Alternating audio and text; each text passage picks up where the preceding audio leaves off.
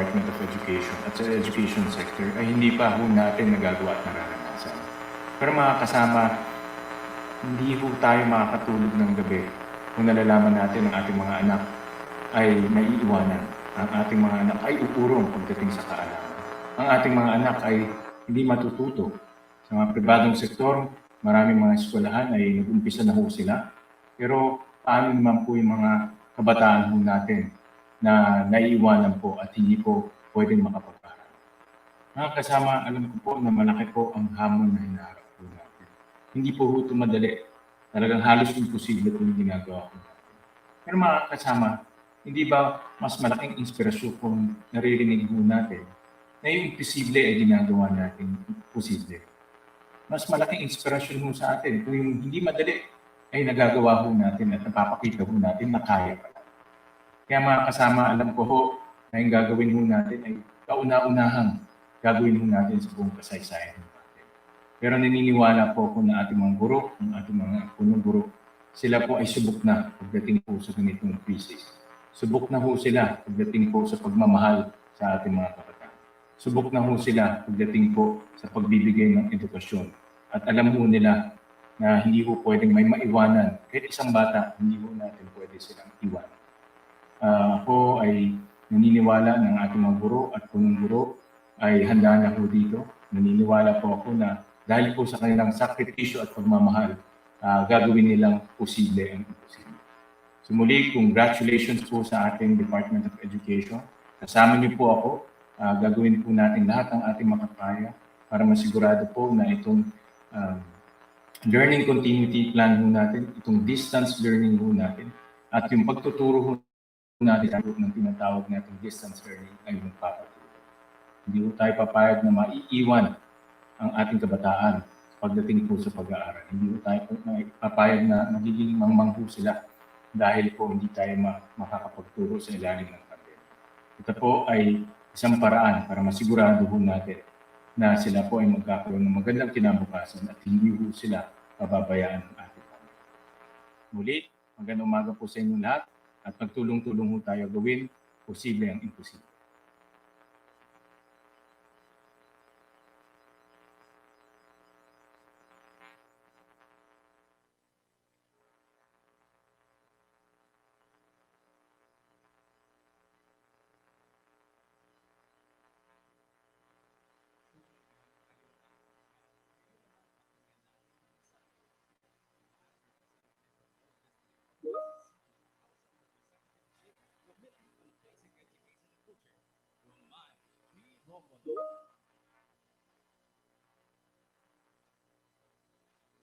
Magandang umaga po sa lahat. Sa Secretary Briones, sa DepEd family, sa ating mga principals, sa ating mga guro, sa ating mga magulang. Muli, binabati ko po kayo ng isang magandang umaga.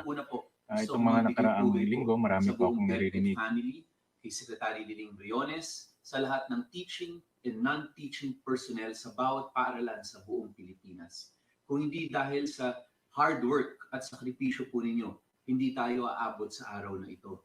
Ngayon araw po ay sisimulan natin itong simulation para magprepara sa opening academic calendar. Sana po lahat tayo, katulad ng ginagawa natin, itong mga nakalipas na buwan, ay tulong-tulong, sama-sama, at magpahaba tayo ng mga pasensya. Minsan talaga ay hindi natin mape-perfecto agad, pero kung tayo ay magtutulungan, sigurado ko po makakatulong tayo sa ating kabataan. Alam po ninyo, nung nag-umpisa itong COVID-19 at napag-usapan na umpisahan natin ang distance learning or blended learning, marami po ang pumuna at marami ang nagsabi na kakayanin ba natin ito. Alam natin lahat, walang perfect na modality. Alam natin na bago ito hindi lang sa ating bansa, pero sa lahat ng mga bansa sa buong mundo. Kahit sa mga first world countries ay hanggang ngayon ay nahihirapan rin sila dito sa blended and flexible learning na ginagawa nila. Kaya tayo po dito sa ating bansa, pakita po natin na bagamat hindi pa perfecto, ay magtutulungan tayo, magsasama-sama tayo para masigurado po edukasyon ng ating kabataang Pilipino. Sa mga magulang po, maraming salamat sa pagtiwala sa Department of Education. Ang tiwala po at pagtutulungan po natin, sigurado ko po ay mamumunga ng maganda para sa ating mga anak, apo,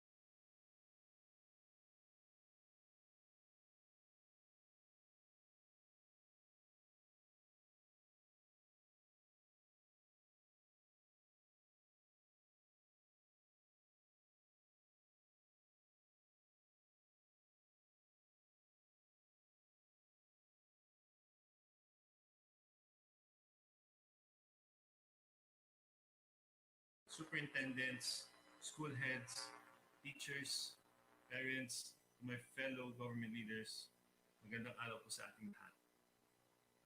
Sa ngalan po ng Union of Local Authorities of the Philippines o ULAP, na kumakatawan sa lahat ng mga lokal na opisyal at syempre mga local government units. Kami po ay natutuwa at nagpapasalamat sa inyong imbitasyon ngayong araw sa inyong National Kick-Off Program na may temang angkop na proteksyon, patuloy na edukasyon at mabisang aksyon.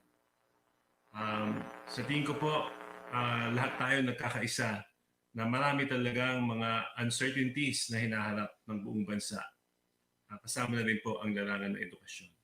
Kaya lalo tayo dapat magtulungan, lalo po tayo dapat makipag-ugnayan, lalo po tayo dapat magsuporta ng isa't isa. Asahan niyo po ng inyong mga local government leaders at ng mga LGUs ay kapartner ng DepEd sa paghahatid ng edukasyon, paghahatid ng serbisyo, at syempre kasama rin dyan po ang paghahatid ng collaboration and feedback upang ating lalong ma-define ang new normal at mahanapan ng maganda at maayos na solusyon, delivering education but at the same time protecting the health of our children and our teachers as well. So maraming salamat po. Mabuhay po ang DepEd at mag-ingat po tayong lahat. Stay safe po.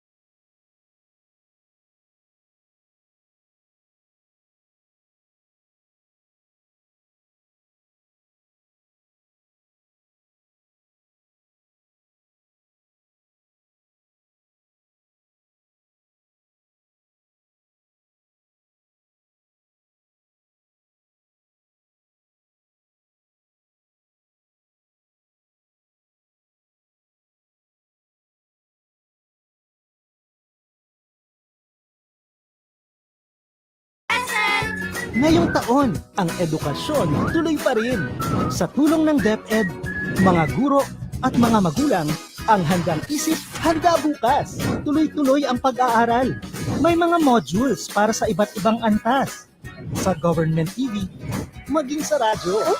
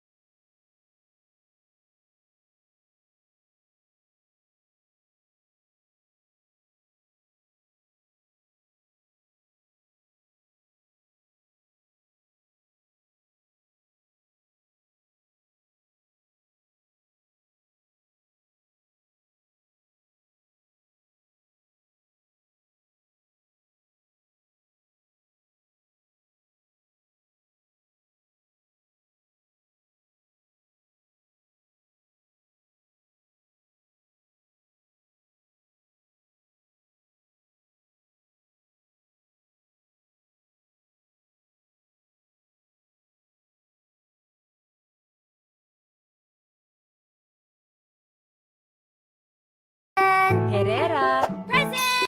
Valera. Present. Handa ba tayo sa school year 2020? Present. Ngayong taon, ang edukasyon tuloy pa rin. Sa tulong ng DepEd, mga guro at mga magulang ang handang isip, handa bukas. Tuloy-tuloy ang pag-aaral. May mga modules para sa iba't ibang antas. Sa government TV, maging sa radyo, mahalagang ligtas ang ating mga estudyante at guro. Kaya kahit nasa bahay, tuloy ang edukasyon. Kung tulong-tulong, may paraan, may aralan. Handang isip, handa bukas. Bisitahin ang DepEd Philippines sa Facebook at ang deped.gov.ph.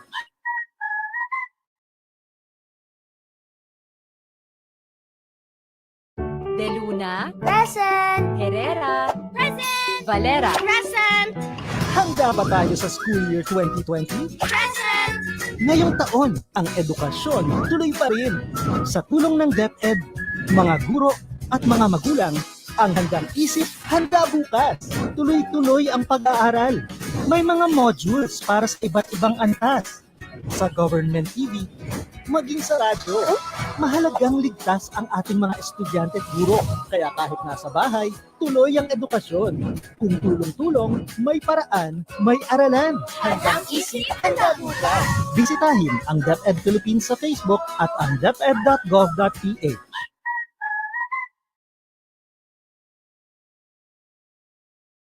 De Luna. Present! Herrera. Present! Valera. Present! Handa ba tayo sa school year 2020? Present! Ngayong taon, ang edukasyon tuloy pa rin. Sa tulong ng DepEd, mga guro at mga magulang ang handang isip, handa bukas. Tuloy-tuloy ang pag-aaral. May mga para sa government TV, maging sa radyo, mahalagang ligtas ang ating mga estudyante at guro. Kaya kahit nasa bahay, tuloy ang edukasyon. Kung tulong-tulong, may paraan, may aralan. Handang isip, handa bukas. Bisitahin ang DepEd Philippines sa Facebook at ang deped.gov.ph.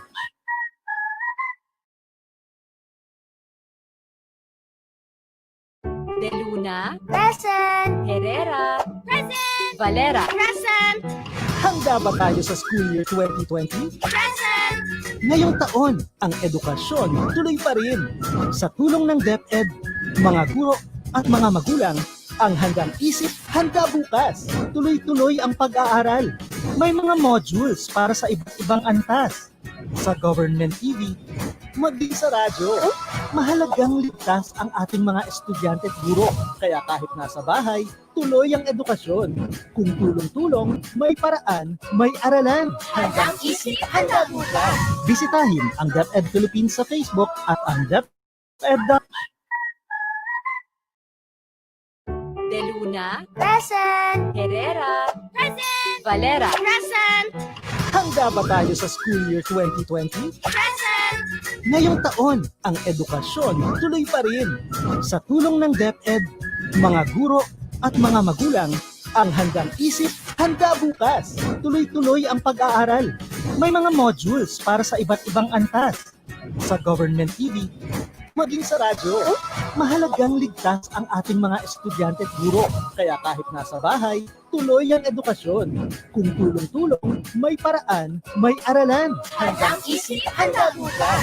Bisitahin ang DepEd Philippines sa Facebook at ang deped.gov.ph. De Luna. Present! Herrera. Present! Valera. Present! Handa ba tayo sa school year 2020? Present! Ngayong taon, ang edukasyon tuloy pa rin. Sa tulong ng DepEd, mga guro at mga magulang ang handang isip, handa bukas. Tuloy-tuloy ang pag-aaral. May mga modules para sa iba't ibang antas. Sa government TV, maging sa radyo, mahalagang ligtas ang ating mga estudyante at guro. Kaya kahit nasa bahay, tuloy ang edukasyon. Kung tulong-tulong, may paraan, may aralan. Handang isip, handa bukas. Bisitahin ang DepEd Philippines sa Facebook at ang deped.gov.ph. De Luna. Present! Herrera. Present! Valera. Present! Handa ba tayo sa school year 2020? Present! Ngayong taon, ang edukasyon tuloy pa rin. Sa tulong ng DepEd, mga guro at mga magulang ang handang isip, handa bukas. Tuloy-tuloy ang pag-aaral. May mga modules para sa iba't ibang antas. Sa government TV, maging sa radyo. Mahalagang ligtas ang ating mga estudyante at guro. Kaya kahit nasa bahay, tuloy ang edukasyon. Kung tulong-tulong, may paraan, may aralan. Handang isip, handa bukas. Bisitahin ang DepEd Philippines sa Facebook at ang deped.gov.ph.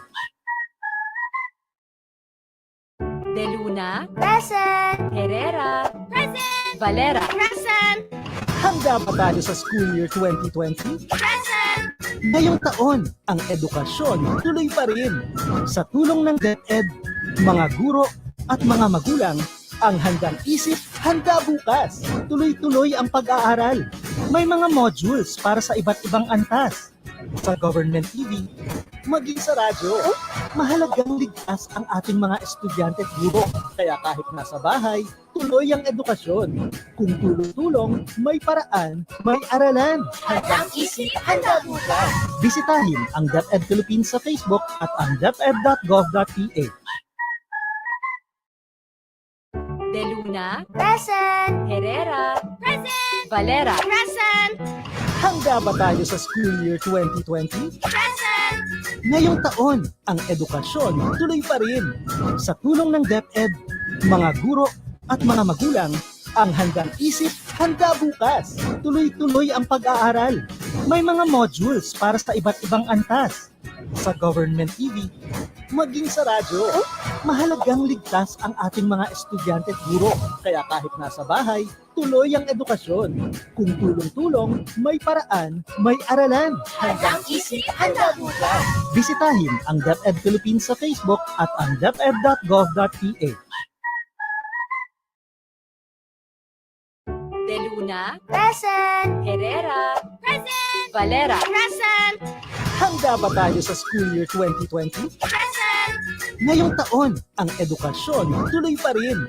Sa tulong ng DepEd, mga guro at mga magulang ang handang isip, handa bukas. Tuloy-tuloy ang pag-aaral.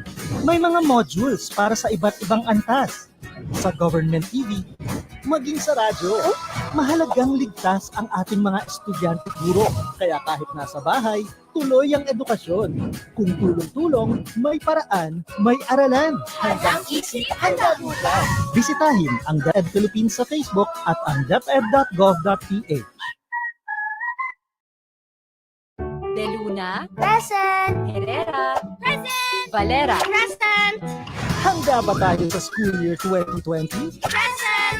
Ngayong taon, ang edukasyon tuloy pa rin.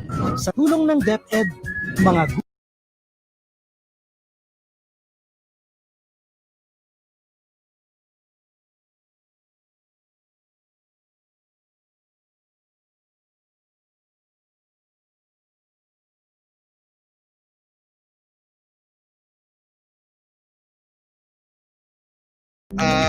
Secretary. Yes,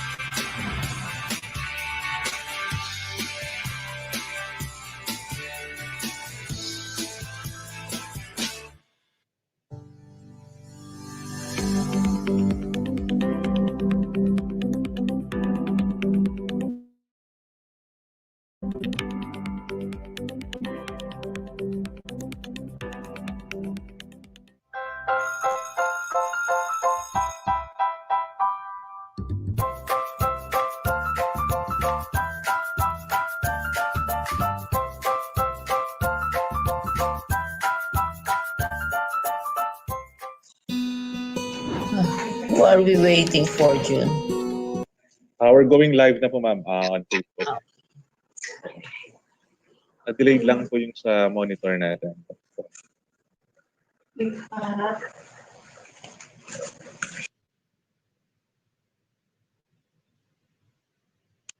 Alright, magandang umaga po sa ating mga taga-subaybay at magandang umaga rin po sa ating mga media partners, sa ating mga guro, mga magulang at mga mag-aaral na nakaantabay ngayon sa DepEd Philippines at sa iba't ibang media channels po natin sa buong bansa. Unang-una po sa lahat, I would like to acknowledge po ang presence po ng ating kalihim, Secretary Leonor Magtolis Briones. At kasama po niya ang mga undersecretaries po, ang ating mga spokesperson, Yusek Nepo Malaluan, Yusek Ann Sevilla, Yusek Rev C. Escobedo, and Yusek Dads San Antonio po. Magandang umaga po sa lahat. Gaya po ng nauna kanina, we were having some technical problems, but we are proceeding po with the press conference. And before we proceed po sa mga katanungan ng ating mga kaibigan sa media, I would like to ask po muna yung ating opening statement ng ina ng Kagawaran ng Edukasyon, Secretary Leonor Magtolis Briones. Ma'am?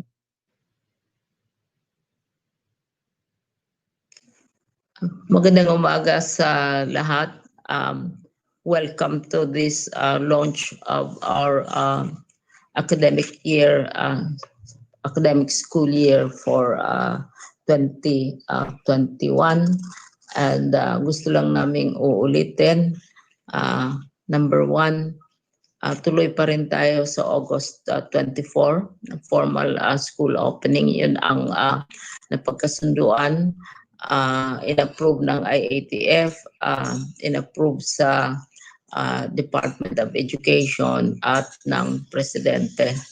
So tuloy pa rin tayo sa August 24, pero gusto lang nating i-emphasize na walang face-to-face. Ayan, resolved na issue na yan. Dahil hanggang ngayon, patuloy pa rin ang debate kung mag-face-to-face o hindi. Ilang beses na namin yan sinasabi na walang face-to-face session samantalang wala pa ang vaccine, tulad ng sinabi ng Presidente, o hindi pa totally under control ang COVID. Ang ating approach ay blended learning, yung sinasabi natin na iba't ibang paraan para share at mag-transmit ng knowledge, iba't ibang mga strategy, depende kung anong sitwasyon sa isang rehiyon o sa isang eskwelahan. Only last night, I was in a interview as well, group interview, and ganun pa rin ang tanong, paano na yan, alam naman natin na maraming may mga challenges pa na natitira sa online program, so ano ang alternative natin? Kaya inuulit ko ulit, blended ang ating approach dito. Una, angkop na proteksyon ang ating gustong masisigurado. Protection for the learners, protection also for the teachers. Tapos pangalawa, ang gusto nating emphasize, patuloy ang edukasyon sa buong Southeast Asia, sa mga magkakapatid at neighboring countries. Tayo na lang at ang Cambodia ang hindi pa nagbukas ng eskwelahan. Ang Vietnam ay nagbukas last May. Sa June ang Singapore. Ngayon busy na sila sa kanilang paghahanda para sa National Assessment Examinations. Karamihan ng mga Southeast Asian countries, July ang umpisa nila.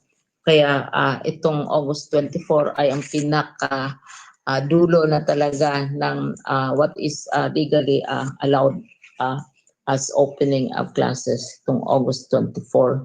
Kaya ipagpatuloy natin ito. Pwedeng ipagpatuloy maski anong mangyayari sa COVID dahil wala naman tayong face-to-face na mga sessions.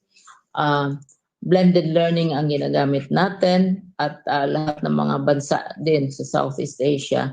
Lahat sila iba't ibang style, iba't ibang forms, iba't ibang combination, iba't ibang blending ng blended learning. At the rate that we are using the word blended, may isang opisyal nga tayo nagbibiro na dahil malapit na ang eleksyon, magkaroon din daw tayo din ng blended elections sa pag-handle natin sa returns. Maraming dahilan kung bakit gusto nating ipagpatuloy ang edukasyon. Noon pa, may bagyo, may lindol, may baha, may mga trahedya, ay patuloy pa rin ang edukasyon dahil ang mga bata ay hindi natin pwedeng pagkaitan ng opportunity na sila ay makaangat sa buhay, sila ay handa para sa buhay ng adults pagkatapos ng kanilang pag-aaral. May mga pag-aaral na nagpapakita na kung sobra-sobrang haba ang panahon na walang klase kasi tayo maximum natin 2 months na summer vacation. Kung lalampas tayo tulad ng pinag-aralan sa ibang bansa, kung lalampas tayo ng mga 2 buwan, ang laking pagkakalimot, malilimutan ng mga bata kung anong tinuturo sa kanila.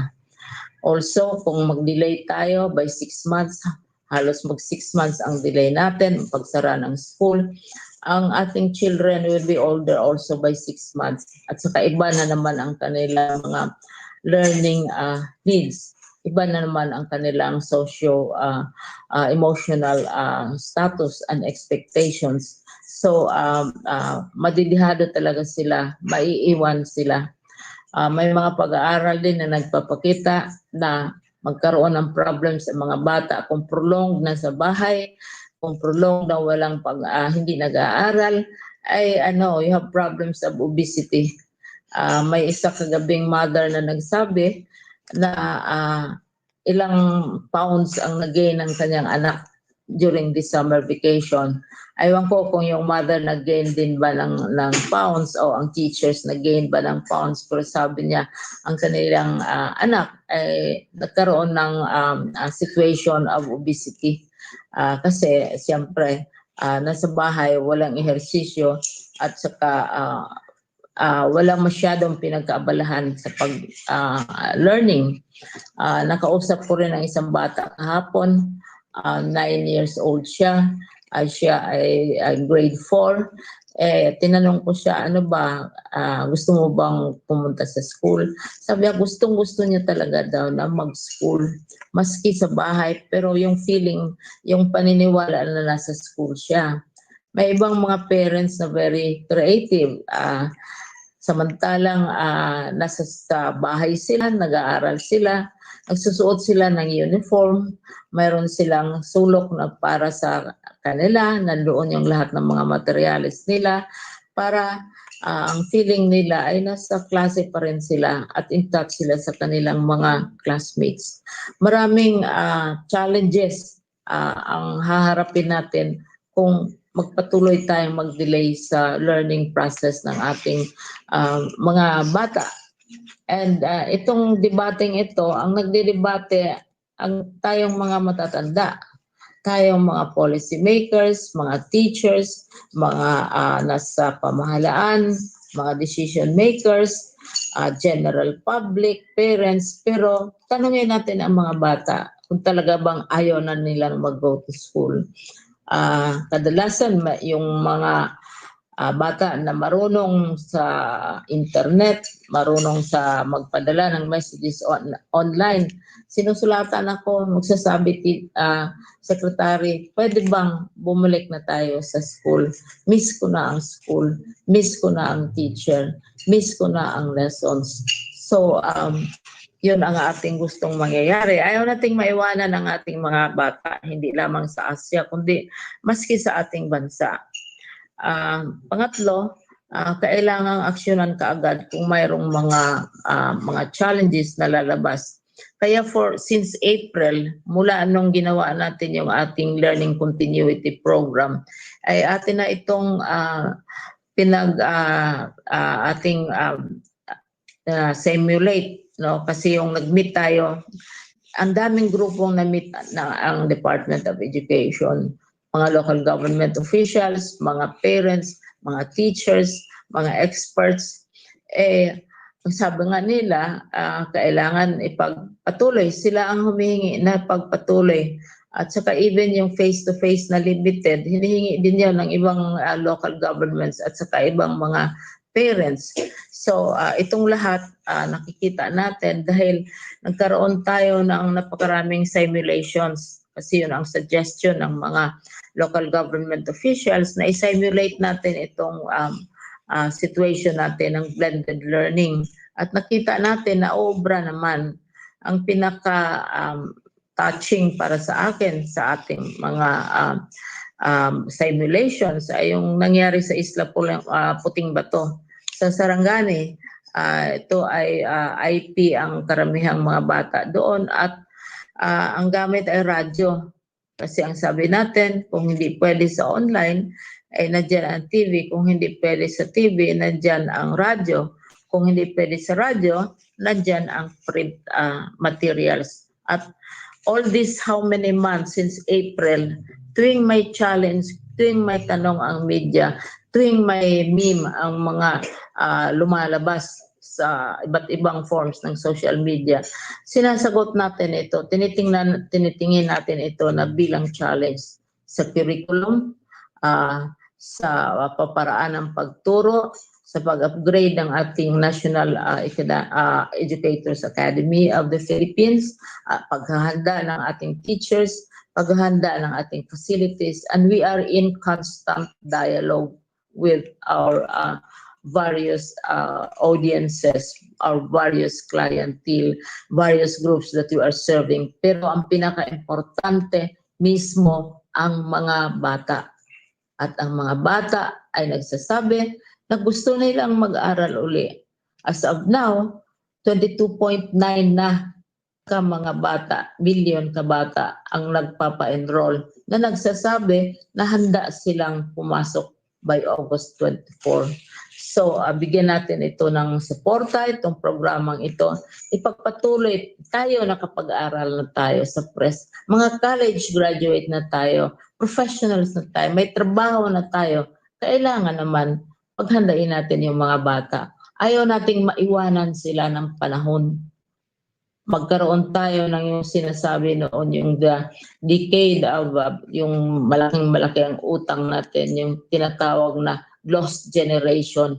Mawawala itong henerasyon na ito kung patuloy ang pag-delay natin sa pag-aaral ng ating mga anak, mga apo, mga pamangkin, at mga kapatid. Kaya we ask for your support. We are grateful for your balanced reporting. We are grateful to all of you for monitoring and reporting faithfully, truthfully, accurately, whatever is happening in the Department of Education, vis-a-vis lies, vis-a-vis dishonest distortions of what are facts. Ulitin ko, ang pagbubukas ng eskwelahan ay August 24. Ito ay blended learning, walang face-to-face, at sa mga lugar na may risk assessment galing sa IATF, susundin natin yung kanilang mga patakaran. At muli, thank you for your support. Thank you for your objectivity. Thank you for your honest, faithful, and accurate reporting. Thank you very much. Maraming salamat, Pam. Sa kaalaman po ng ating mga live viewers ngayon, tayo po ay live sa PTV4, sa RTVM, sa mga social media pages po ng PCOO, sa Cable TV 36, sa ating mga local media partners, at sa lahat po ng DepEd regional Facebook pages. So magandang umaga rin po sa mga kakatune in lang at kaka-view lang po ng ating live stream.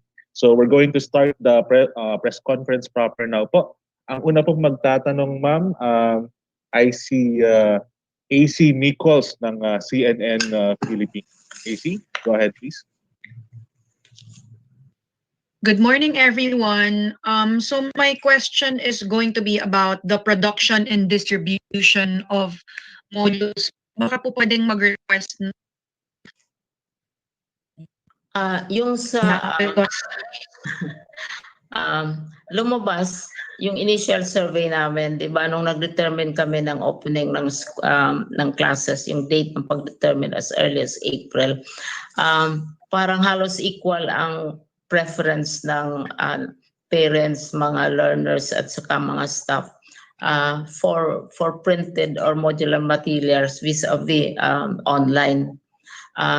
Tapos yung pag-umpisa ng enrollment period, lumalabas din na tinatanong natin yung mga bata kung may cellphone sila, mga teachers, etc. Lalo na yung mga bata ang tinatanong natin. Ang preference din nila ay lumalabas even in NCR na may gusto talaga ng mga printed modules. So ngayon, dahil sinabi ko na nga kanina, ang pagbabago ng curriculum hindi lamang na babaguhin natin sa sinasabing new normal para lamang sa senior high school.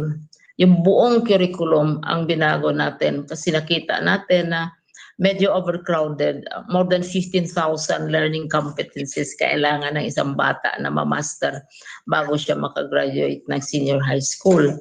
So, makabuo ng basic education. So, ito ay reduce ito. Ito yung tinatawag nilang most essential learning competencies. So, ito ngayon ang basis ng bagong curriculum.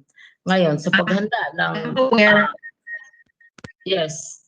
Yung paghanda nitong Ma'am, what I'm asking is, nasa na tayo sa printing ng mga modules sa mga regional offices? Because yes. Yung mga teachers na nagsasabi na wala pa sa kanila yung mga modules. So they are complaining and they are worried. They're saying... Actually, binigyan na natin ng authority ang mga regional offices na sila ang mag-print. Kung mahirapan silang mag-print, tutulungan sila ng sa national. Kasi ang initial decision natin at the level of the regional directors, sila ang magpo-produce ng mga materials na yan. Tumutulong ang teachers, tumutulong ang mga superintendents, lahat nagtutulungan. So they are now in the process of printing. Makita ninyo halimbawa sa Region 4A, ang daming nakahanda na at saka ready for distribution na. So combination yan, both with the guidance, with the help and the support of the central office, na download na yung budgets para niyan. At saka the other approach is sila mismo, binigyan namin sila ng authority na sila ang mag-produce itong mga materials na ito at the regional level and eventually at the school level.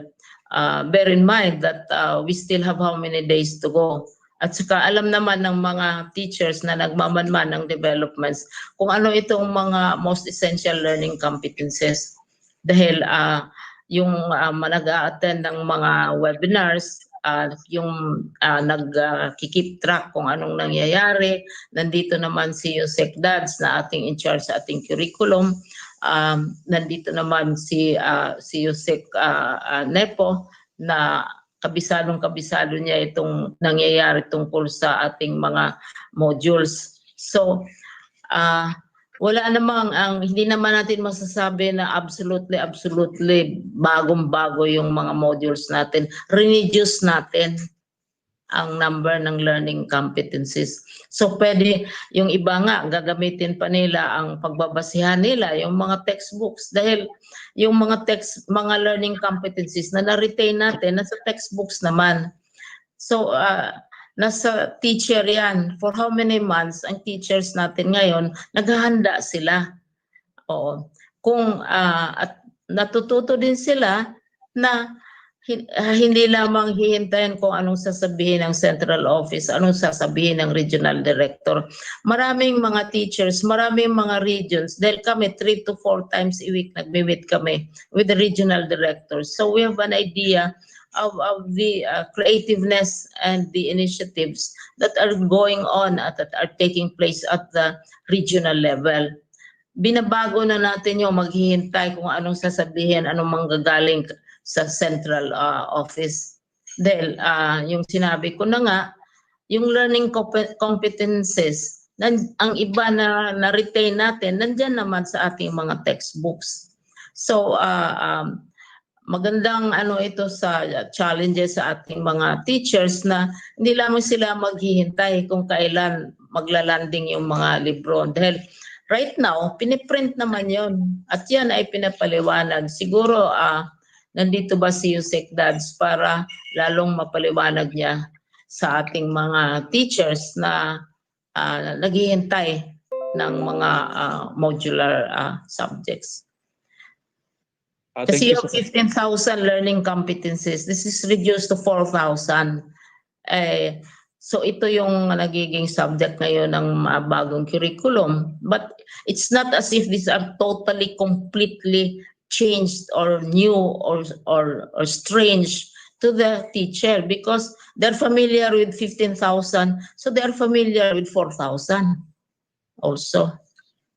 And they're taking their own ito yung prinsipyo natin. Bawat rehiyon, kanya-kanyang sila, diskarte, depende on what is the situation. May mga lugar talaga na types nila ang online. May mga lugar na types nila na mas umuubra ang radyo. So, hindi naman pwede na lahat manggagaling sa central office. Okay? Okay. Thank you, ma'am. Ma'am, for my second question, I think there's a rejoinder from Yusek Dads. Sir? Good morning. Good morning, Ma'am Lily. Good morning po sa mga kasama natin sa media na nandito ngayon. Mga kasama ko. Kasama sa Sir, ano lang po yung audio, pakilakasan lang po ng konti. Good morning po. Ayun. Okay na. Yung pong paghahanda, reproduction ay ng ating mga self-learning modules ay talagang ginagawa sa regional offices, division office at sa mga paaralan. So iba-iba po ang estratehiya ng ating mga field units at nagbaba naman po ng pondo ang DepEd. Yung pong issue na ang mga SLM sa hindi pa nakikita ng mga kasama nating guro ay pwedeng totoo, pero po sa ngayon po ina-upload mismo ng ICTS natin sa DepEd Commons para sa access po ng lahat ng kasama nating guro at mga principal yung mga self-learning modules para sa unang linggo ng ating pasukan. At ongoing po ang uploading, so makikita na po nila ang mga ito.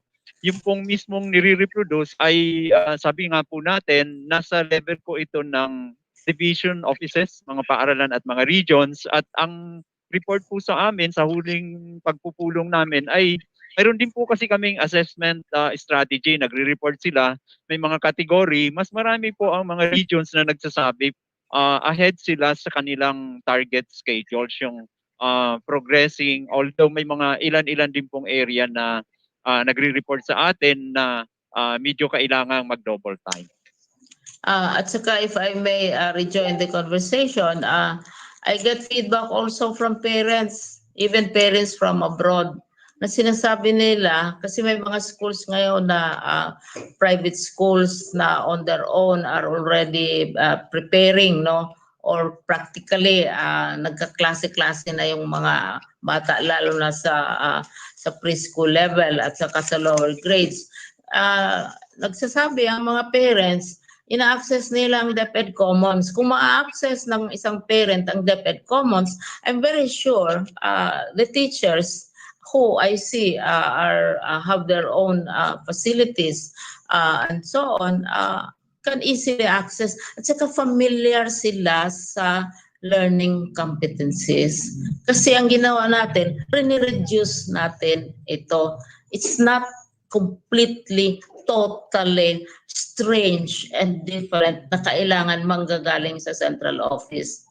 Pero for those who have difficulty, like one region, nagsabi, nahihirapan sila sa pag-reproduce, etc. Tinutulungan sila ng central office pag-identify ng mga suppliers, etc. etc. So, gusto lang namin i-clarify niyan. May mga challenges, pero hindi insurmountable challenge yan. Kasi sa pag-aaral pa lang nila ng edukasyon, alam nila kung ano yung mga general learning competencies na yan. Ang ginawa ng education ay to narrow this down to the most essential. At siyempre, kabisado nila ang most essential.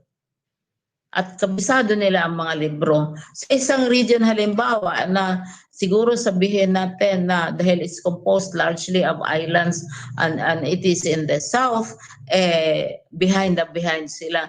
Pero ginagamit nila yung mga portions ng mga textbooks na which are all about as I said, the most essential learning competencies. It's not absolutely new. It is not a new invention. Gusto ko lang yung i-emphasize. Alam yan ng mga teachers. And our teachers naman, they are very well trained. They have been trained since undergraduate. They have been trained for years and years. So alam nila kung ano yung mga learning competencies na yan. Thank you. Thank you, ma'am. Ma'am, for my second question, I just wanted to get reaction. The Teachers Dignity Coalition is saying that they're formally lobbying for postponement of August 24 class opening, and they went to Congress na, ma'am. Ang linapitan nila is yung mga head ng basic education committees because they say that they are being ignored by the DepEd. Can we get a reaction? Siguro we should get when you survey and you have more than 800,000 respondents, probably we are not ignoring. Dalawang beses yan ginawa. At saka napaka-active itong mga organisasyon na ito. Makikita mo naman yung kaagad yung reaction nila. Atsing ang Department of Education, may reaction kaagad. So alam naman namin kung ano ang mga reaction nila. Siguro dapat sasagot si Yusek Revsi sa observation na yan na ini-ignore. Paano na yan? Palaging konsulta ang ginagawa namin. Dahil nga, ito ay yung sinasabing we are moving towards a new normal. But what we are doing is not absolutely new. Blended learning is as old as I am. As a strategy in learning modalities. 1940s pa yan. What we are doing is to adapt it to the current requirements. And we issue, hindi lamang na ini-ignore, no? We call press conferences. We issue memoranda. We issue circulars. We answer letters. So more or less, we know what the reactions are. Oo. At saka Congress is a different branch of government, and so they also have their duty to find out what is happening, and there is nothing wrong with going to Congress or going to the Senate because it's part of our democratic practices. But we just like to emphasize that social media is let us say, faster than lightning. So alam naman kaagad ko anong reaction. Alam naman namin exactly the mura and the all those very interesting and colorful language that is resorted to by those who teach good manners and right conduct. So siguro Secretary, if I may add also. Yes, Actually, ako ngayon ay nasa isang elementary school secretary dito sa isang barangay sa Batangas City, ang Dumuklay Elementary School. At kahapon ay nakausap ko yung kanilang punong guro, si Miss Marifi Gualberto, at kinumusta ko yung paghahanda nila Yung sinasabi natin about the modules, for example, at saka kahandaan ng mga paaralan, meron tayong report sa mga divisions natin na mayroong 80% to 100% ang stage of SLM printing for the first quarter. Merong catching up of 25 to 49. Meron tayong progressing 50 to 79%. At merong lagging behind as mentioned by the Secretary. But at the same time, as mentioned by Yusek Tads, ay merong mga division-led printing. But all our schools were already at the beginning given the authority to utilize us also their MOOE for the production of the modules. And the modules is a combination of the central office quality assured modules. I think the agreement in the Learning Resource and Platforms Committee is for within this week. Yung first 2 weeks will be uploaded already. And locally produced modules to supplement kung may delays in the centrally produced self-learning modules. At dito nga sa school nila ay pinakita nila sa akin halimbawa yung enrollment nila dito sa elementary school na ito ay 472, and this is even higher than their enrollment last year of 460. Ang average class nila dito ay from less than 20 mga from 26 to the biggest class they have is for grade 5 na mayroong 42 and 44, but all the rest are between 26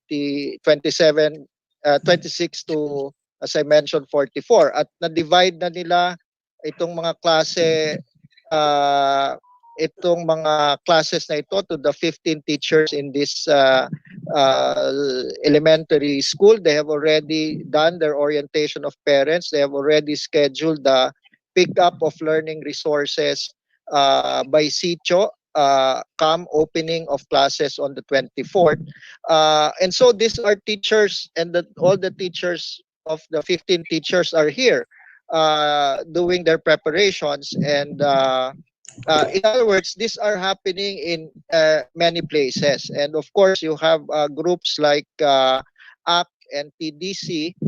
If you go by their history, they will always frame themselves against the Department of Education, but that does not mean that they reflect what is happening on the ground. And that would have been shown also with the dito sa ating sayang at nagkaroon tayo ng technical problem on the dry runs, because these are teachers that are working very hard on the ground for the readiness for the school opening. And this school which I am in has stated that they are ready for school opening. So these are real stories on the ground, but these are things that you will not ever hear from groups like TDC and the Alliance of Concerned Teachers. Thank you.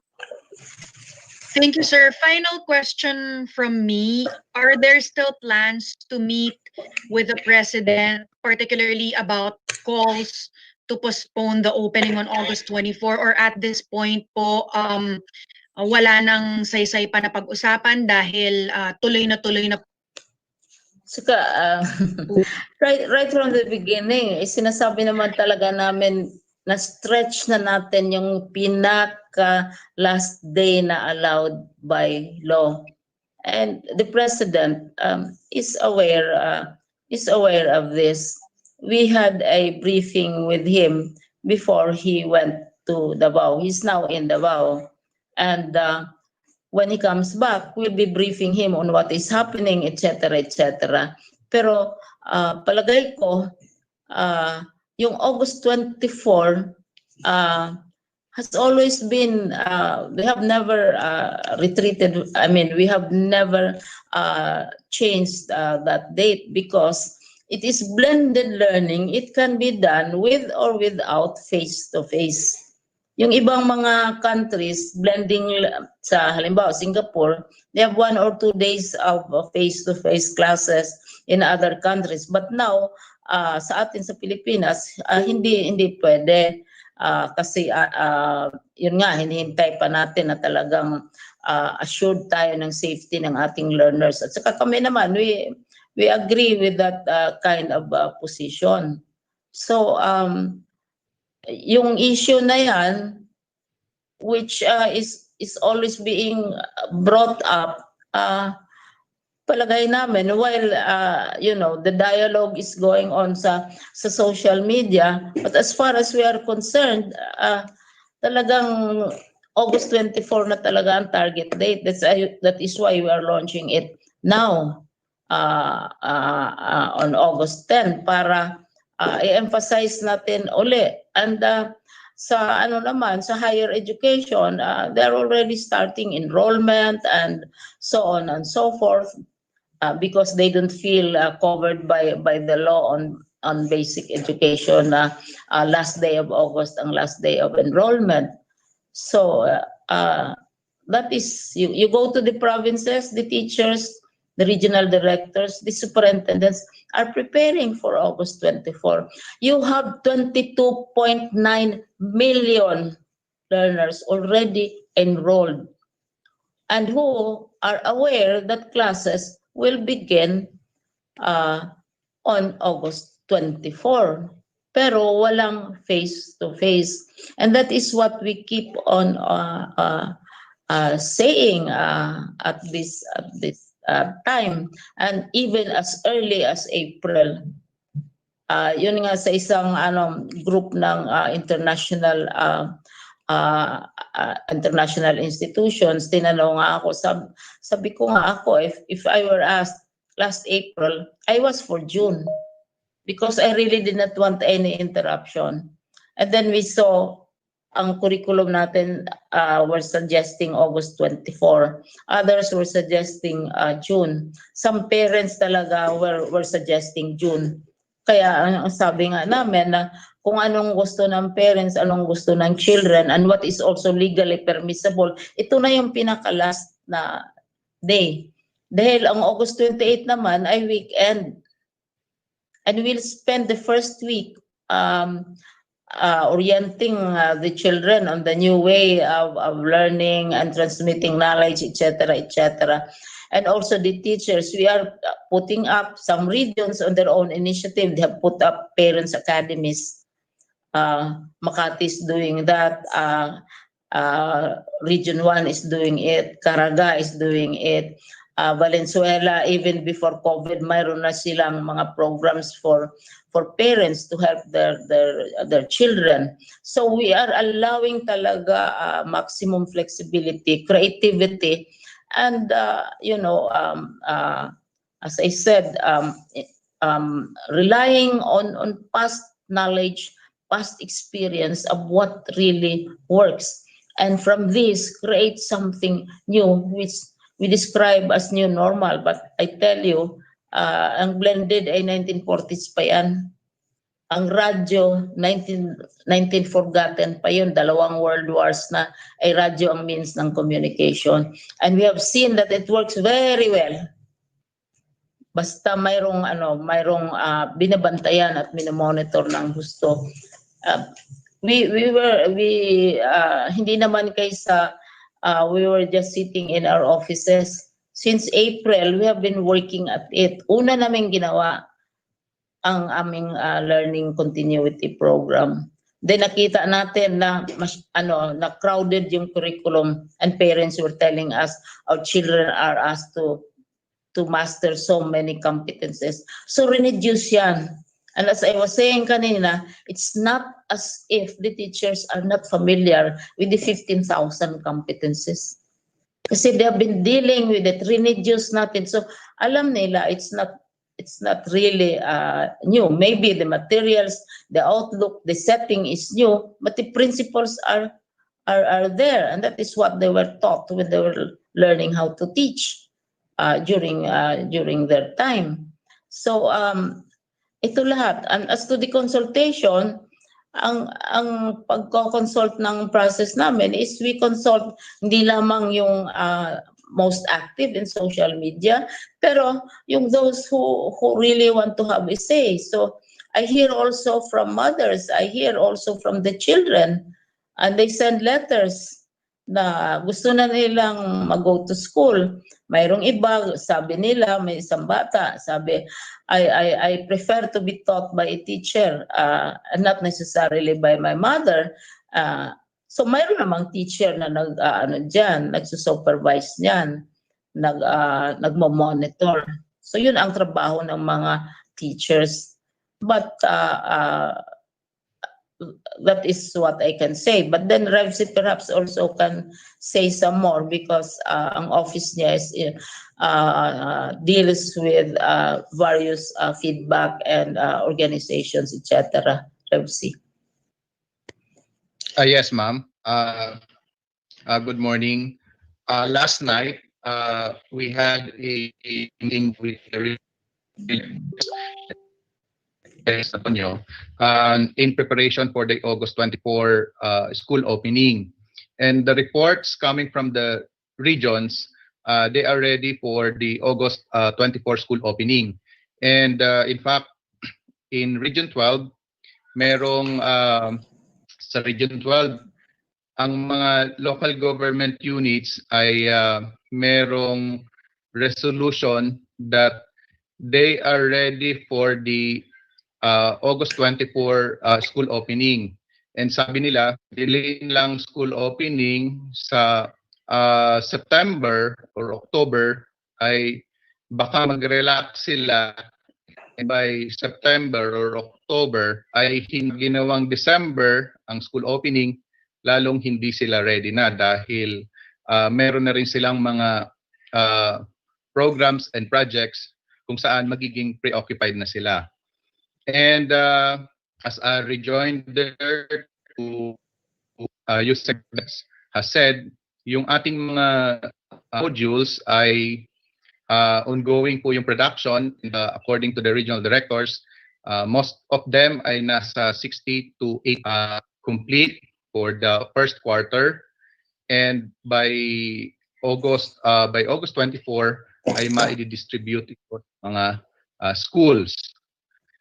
And yung mga consultations sa hanin ng mga superintendents and also our district supervisors ay regular po ito. Kaya ang basis namin for the August 24 ay based on the consultations coming from our field officials, from district supervisors, school division superintendents, and the regional directors. So yan po ma'am yung balita sa field coming from our schools division superintendents and also coming from our regional directors. At saka I'm sorry na I have to rejoin the conversation. Ang basehan din natin ay ang SONA, speech of the President, endorsed blended learning. Sinabi pa nga lahat ng mga methodologies ng blended learning. Walang sinabi ang presidente na babaguhin ang date ng opening dahil alam niya, sinabi pa nga niya, alam niya ang face-to-face is 2021. Kasi alam mo, mag-delay tayo ng mag-delay, by next year, it will be 1 year before the elections. The adults will be very engrossed with election issues. In the meantime, we also have to attend to the children, which is the mandate and the responsibility, not only of DepEd, but of entire Philippine society. We're being engrossed in 2021 with many other issues in addition to COVID and the health and the economy matters now, which will really take up all of our time. So we cannot wait until all of these are settled before we open schools, because in the meantime, all over the world, schools are already opening. And madidihado yung mga anak natin, yung ating mga apo, maiiwanan sila. at saka mismo sa loob ng sa bansa natin, maiiwanan din. Kasi hindi naman makapag-aral ng engineer o doktor o nurse ang isang bata kung hindi magtapos muna ng basic education. Kung masastuck tayo sa basic education, then ganun ka, delay naman ang supply natin ng professionals na kailangan natin dito sa ating bansa. Hindi lamang sa mundo, kundi sa ating bansa. Kaya mahalaga na tingnan yung buong picture about education. At tanungin natin, yung sinasabi ko nga, ang mga bata, kung sila ang tatanungin, gusto nila mag-aral talaga. Let us not wait na dadating ang panahon na wala na silang interest mag-aral. So ano ang competitiveness nila sa trabaho, sa pag-go to higher education, yung gusto magiging doktor, yung magiging engineer, hindi sila makaproceed dahil they will get stuck in basic education. So these are, I believe, very serious consideration. Think of the children. Sila naman talaga ang focus ng attention natin. And right now, may mga lumalabas na sa mga iba't ibang mga pag-aaral na kung tatagal tayo at tatagal, magkakaroon talaga tayo ng mga challenges regarding children. Thank you. Because our children will be semi-adults at that time, tapos nasa basic education pa rin sila. Okay. Alright, maraming salamat, ma'am. Shut up muna ako, June. Ayun. Nag-overshoot ako ng aking quota. We would like to acknowledge po, ma'am, yung ating mga media partners before we proceed with the press conference because ang dami pong naka-live sa atin ngayon sa buong bansa. Yung office po ni Senator Pia Cayetano, naka-live po tayo doon sa Facebook page niya. Facebook page din po ni Senator Win Gatchalian, we're also live there. PIA, Philippine Broadcasting System, Smart Telecom, Tirad Pass, Radio and Television Broadcasting Network, DWAT, Planet Cable Community Channel, CLTV 36, One Media Pampanga, TV44, Radio Veritas, Romblon, Cable, Oriental Mindoro Provincial Government, DZGN Spirit FM po sa Sorsogon, at yung ating Kabankalan Community Antenna Television Incorporated, Radyo Pilipinas Cebu, pati po sa office, sa Facebook page ni Congresswoman Lauren Legarda. We're also live there. My TV Cebu, PIA Region 9, Camiguin Island Cable TV Corporation, Strong Radio Cagayan de Oro, DXSA 105.5 Radyo Natin FM, PIA Region 11, MW EWS Radio K37 TV Digos, Kakampi Multimedia Agency, Brigada FM, DXEJ 90.9, Yes FM, Tandag Radio Birada, DXIM 93.5 Hope Radio, PTV Cordillera, at DZRK Radio Pilipinas Tabuk sa Kalinga po. So maraming salamat po sa ating mga media partners at sa mga libo-libong nakasubaybay sa ating ngayon. We go back po sa ating press conference. Ang susunod na magtatanong ay si Mr. John Arcilia ng The Manila Times. John? Manila Times. Hello po, good morning po. Ask ko lang po kung may figures tayo on how many teaching and non-teaching personnel natin yung infected with COVID po. And what are the protocols po? Kapag may mga nare-report tayo na. Thank you po. Ma'am, I would like to refer the question kay Yusek Nepo. Sir? Can I respond to that? Yung aming, we are still continuing and we, as part of our required health standards, yung ating daily situation report is still continuing, but it is in other words, it is a cumulative number. So we will check your question and we will get back to you kung ilan yung active cases natin at saka yung ilan yung mga suspected cases that are being monitored. But you are correct that there is a protocol that we have our COVID-19 task force uh, continued from the time it was constituted in February of this year. It has a mechanism all the way to the local levels through our DRRM teams that are monitoring this. In fact, yung mga monitoring and reporting from the DOH, we even supplement that with our own checking, saan ba nila nakuha yung mga infection na ito. And this has happened even during the vacation period. Of course, we need to be doubly exercise utmost care come August 24 because as you have seen in the dry runs, it will still require uh, our teachers, depending uh, on the quarantine situation or classification of an area, whether we are on skeleton force, such as in the MECQ areas, or what we adopted in DepEd, even if we can go higher than that, is at any one time, our personnel force, whether teachers or non-teaching personnel at all levels, will not go higher than 50% of the workforce at any one time. There is a mechanism within those guidelines, aside from the usual social distancing, uh, hand and respiratory hygiene, monitoring of symptoms, also a testing protocol based on symptoms as well as possible exposures and contact tracing. And this has to be done in coordination with the local government units as well as the local health officials. So we can get back to you on the numbers. We can have a probably a specialized press briefing on that. But we need to get the data because there is the numbers that are being shown are cumulative data, and we need to check on what is the still active data from that report.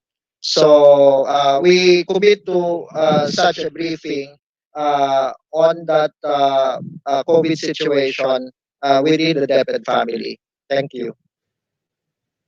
Thank you po, sir. Okay na po. Thank you so much, sir. John, do you have other questions? Okay na, sir. Thank you po. Alright, maraming salamat sa kasamahan natin sa Manila Times, si John Arcilla. Ang susunod na magtatanong po ay si Bombo Jevlin Endaya ng Bombo Radyo Coronadal. Bombo Jevlin? Bombo Jevlin? Parang may signal problems po. So, we proceed na po sa susunod na magtatanong yung kasamahan natin from Manila Bulletin, Ina Hernando. Ina, go ahead please. Hello, good morning. Good morning. Yeah. First question ko is, ano po yung impact ng MECQ sa school opening preparations, especially dun sa mga regions that have the highest number of enrollees? Because some teachers are preparing right now at hindi sila nakakalabas. So, ano po yung impact ng MECQ sa school opening preparations?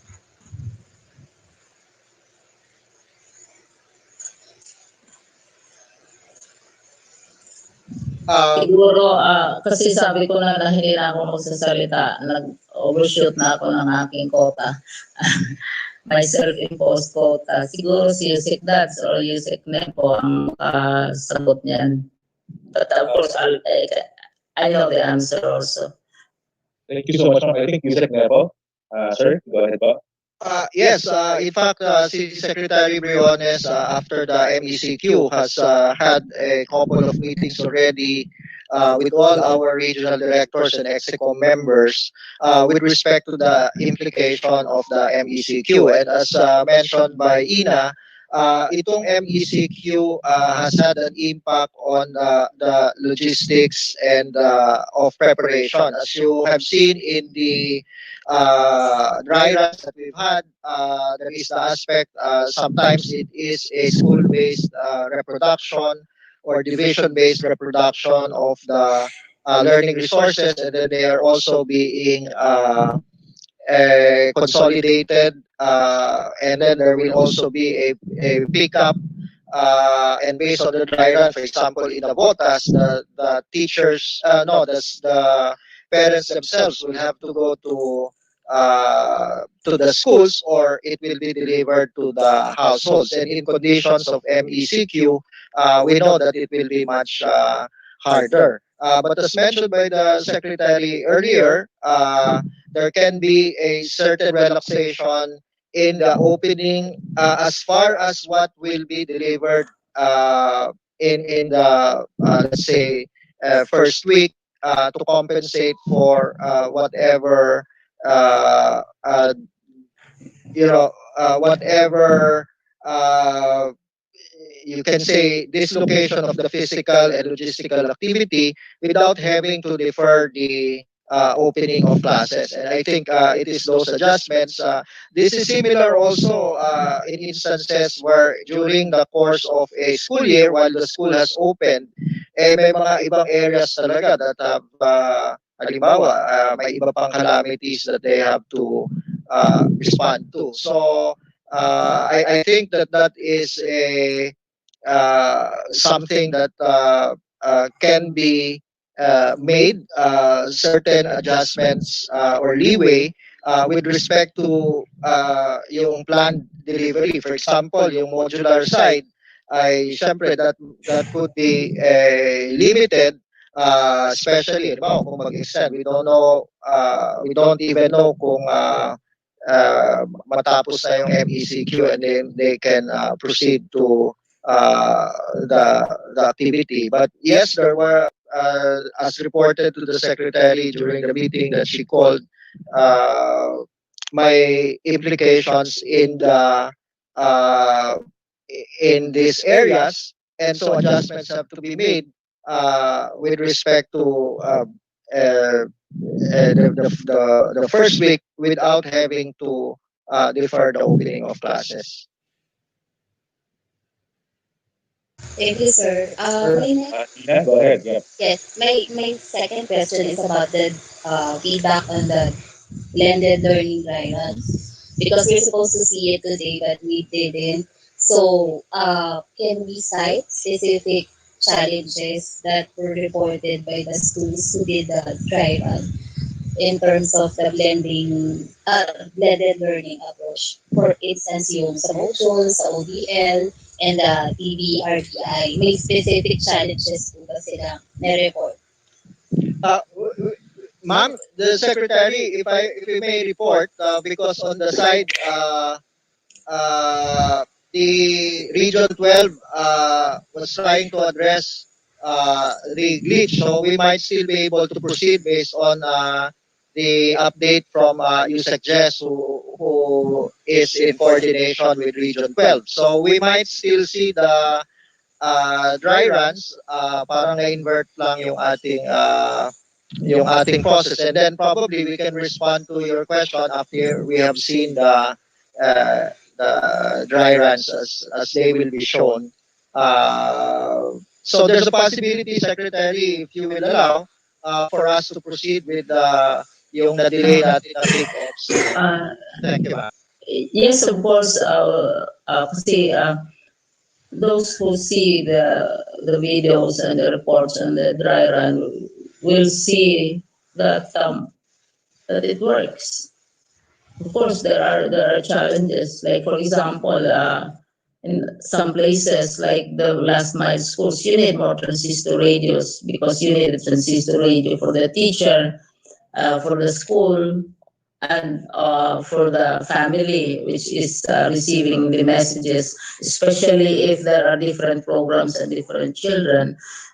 Then ganun din sa TV and other modalities. What came as I said now, for me personally as a surprise is that we are leaning more to modules because of the complications of technology, even in NCR. And this has very serious cost implications. Transistor radios also have very serious cost implications because we have to maintain standards like hindi pwede yung kailangan ng connectivity na mga radyo, kailangan solar powered, kailangan waterproof, kailangan ganitong size, kailangan ganyan for this and then we also need additional gadgets. Pero we are proceeding as these things come. Kasi if you wait until we feel na ready na tayo, there will be other challenges na naman. Because challenges come every day and you deal with challenges as they come and as we anticipate them. So I really don't mind. This is the purpose naman talaga to sabi nga na bakit Nabotas is highly urbanized, etc. But if you see an island or if you see medium-sized urban place or if you see a municipality, then you can see that this blended learning is being applied in many different kinds of situations. Thank you. Okay lang. Sir, this will be my last question. Maraming salamat, ma'am. So before we shift forward sa ating live feed, I think we can allow one more question, Ina, before we come back to the president. Ina, go ahead. Yeah. Okay. Even without the in-person classes this year, ano po yung status ng basic education resources natin in terms of classroom, teachers, were we able to meet yung target natin for this year or yung mga expectations natin for this school year? Yusik Ann would be in the best position to answer, although ako, si Yusik Ann, Yusik Jess have been visiting more frequently this season, the Department of Budget and Management, dialogues with the Secretary of Finance, dialogues with supporting institutions, international groups to generate the necessary resources. And we know what the law in economics is. Your resources are never enough for your wants or your desires. That's a basic law, and that has not been repealed. Yusik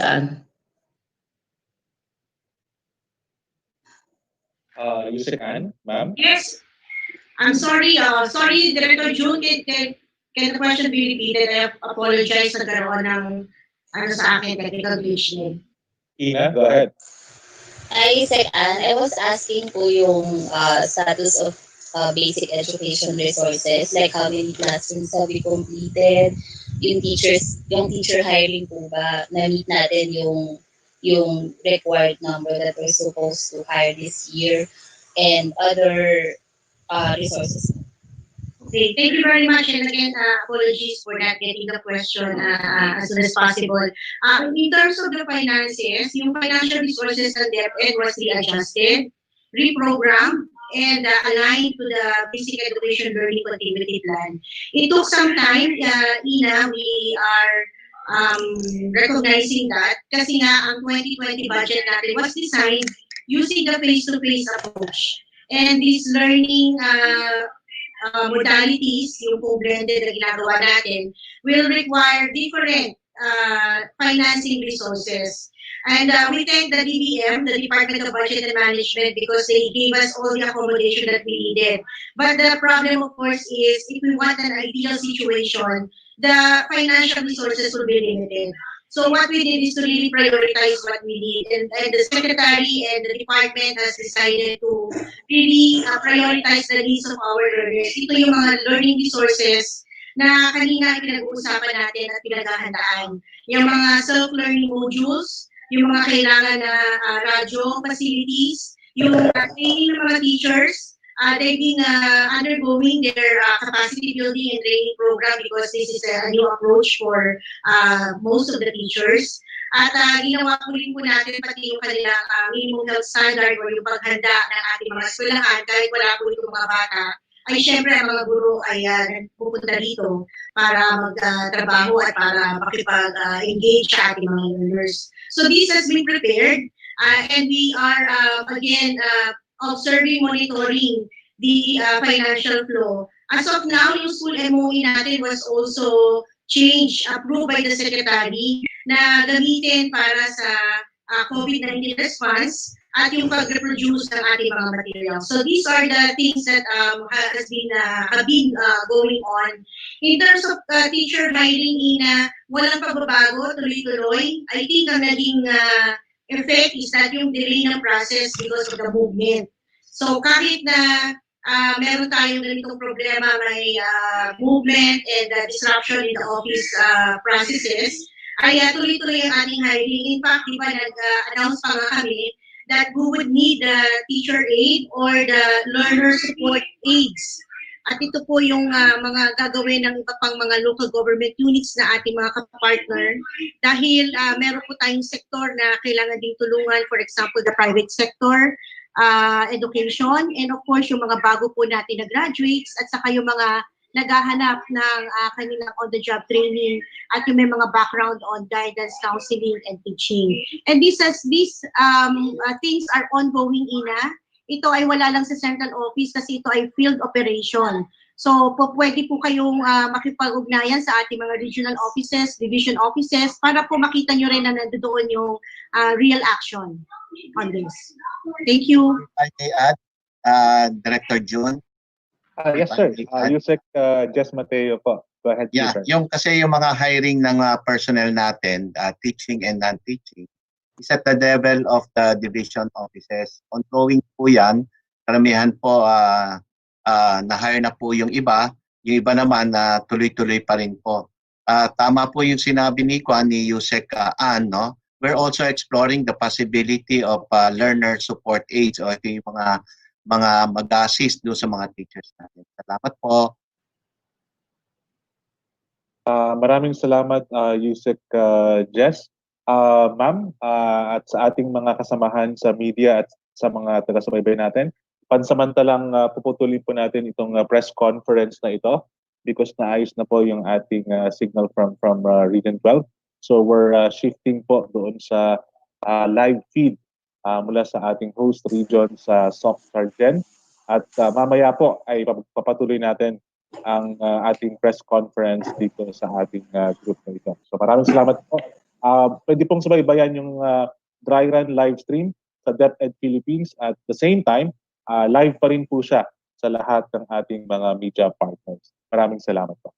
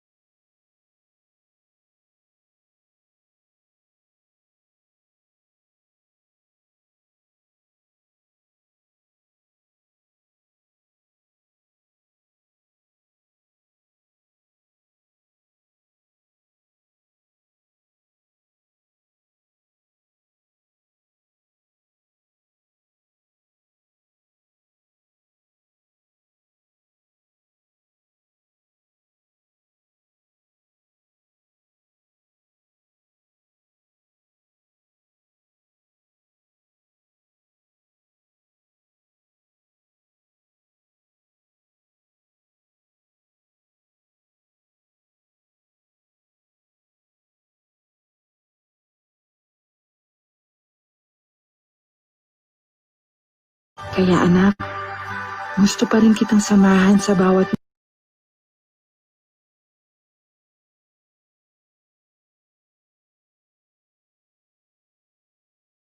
mong karanasan, sa mga tagumpay at kabiguan.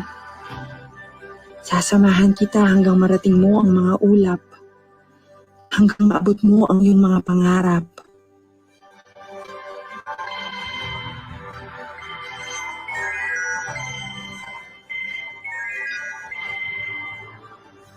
Hello, Ma? Hello, anak.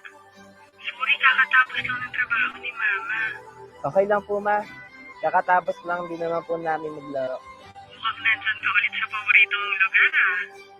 O sige, ready ka na ba? Punta ka na sa DepEd Commons. Math tayo ngayon, ha? Sana nga ulit tayo na ito kahapon. Sa problem solving na, di ba? Anak, sasamahan kita. Kahit isang eroplano ang agwat nating dalawa.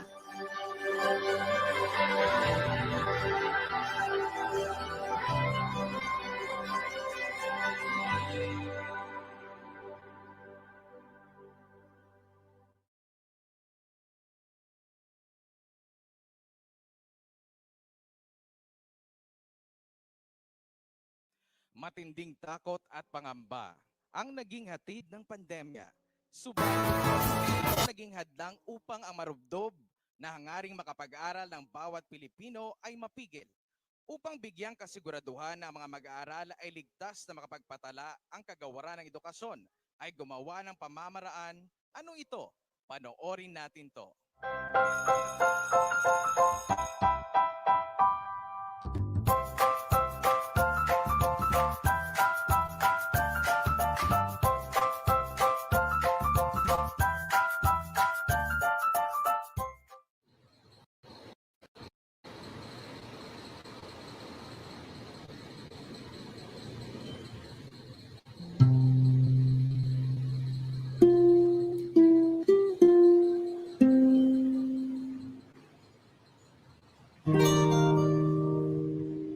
Sa mga panahong ito, ngayon malapit na ang July, dapat ang mga bata nasa classroom na nag-aaral, masaya, inihahatid ng mga magulang, but all these things at this point in time, wala.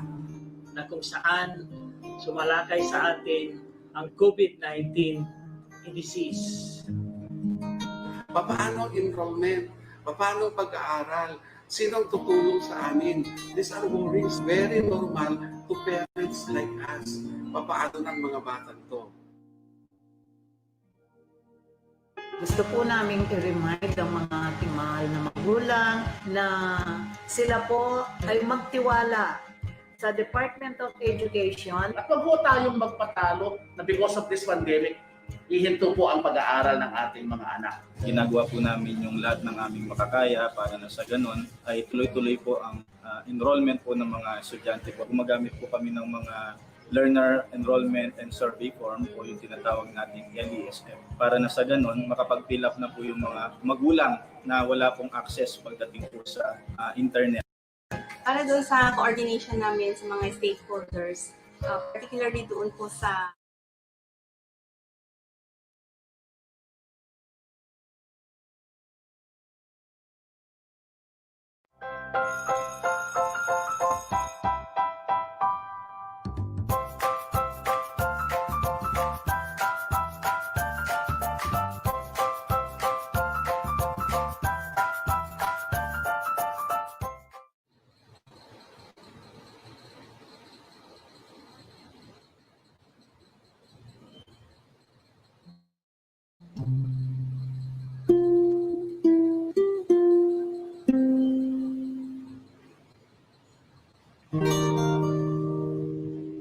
Sa mga panahong ito, ngayon malapit na ang July, dapat ang mga bata nasa classroom na nag-aaral, masaya, inihahatid ng mga magulang, but all these things at this point in time, wala.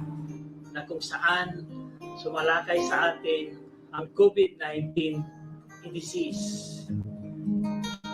Paano enrollment? Paano pag-aaral? Sinong tutulong sa amin? These are worries, very normal to parents like us. Papaano ng mga batang to? Gusto po namin i-remind ang mga ating mahal na magulang na sila po ay magtiwala sa Department of Education. At wag po tayong magpatalo na because of this pandemic, ihinto po ang pag-aaral ng ating mga anak. Ginagawa po namin yung lahat ng aming makakaya para na sa ganun ay tuloy-tuloy po ang enrollment po ng mga estudyante po. Gumagamit po kami ng mga Learner Enrollment and Survey Form o yung tinatawag natin LESF para na sa ganun makapag-fill up na po yung mga magulang na wala pong access pagdating po sa internet. Para doon sa coordination namin sa mga stakeholders, particularly doon po sa pagbibigay ng mga learners enrollment and survey form, pumupunta po kami by barangay. Yung boxes na dinala sa mga barangay po, na yung mga hindi nakapag-enroll ngayon ng online, doon ngayon i-drop yung mga enrollment form ng mga bata. At ang gagawin ng barangay, dadalhin ngayon sa school. At yung mga schools ang magkukolekt. Masasabi namin na kami ay may kahandaan sa mga iba-ibang modality na gagamitin natin dahil hindi nga pwede ang face-to-face instruction. Doon sa online ay nahihirapan po sila. So meron naman tayong tinatawag na modular. Kami po sa DepEd ay hindi tumitigil kung paano namin may pagpatuloy ang edukasyon ng inyong mga anak. Kaya po, magtiwala lamang po tayo sa DepEd. Thank you sa DepEd kasi kahit nasa pandemic tayo. Marami naman po paraan na makapagpatuloy ang ating pag-aaral sa ating mga kabataan. Ang ating kalusugan, ang ating safety, ang binabalanse natin. Kami ay nananawagan. Alam namin na ang prosesong ito walang sapilitan. Ang prosesong ito ng enrollment ay ang final decision ay nasa parents, nasa guardians, at saka sa mga bata mismo. By the way, marami din kaming requests ng mga bata mismo na nagpapadala ng mensahe sa Secretary of Education na nagsasabing gusto ko nang mag-aral, gusto ko nang bumalik sa school, gusto ko nang ipagpatuloy ang aking learnings. Mga bata mismo ang nagsasabi. Sa mga lugar na kung halimbawa sobrang dami na sila at saka umaapaw na sa mga quota ang mga batang i-enroll, maraming parents na nakikiusap, pwede bang i-accommodate yung aming anak? Pwede bang i-accommodate yung aming ako? Kaya kami ay nakikinig sa mga pananawagan ito ng mga parents. At kami din sa DepEd, nanawagan din sa mga parents. Kayo ang magdedesisyon, sa inyo ang desisyon, nasa inyong kamay ang kinabukasan ng inyong learners. Maraming salamat.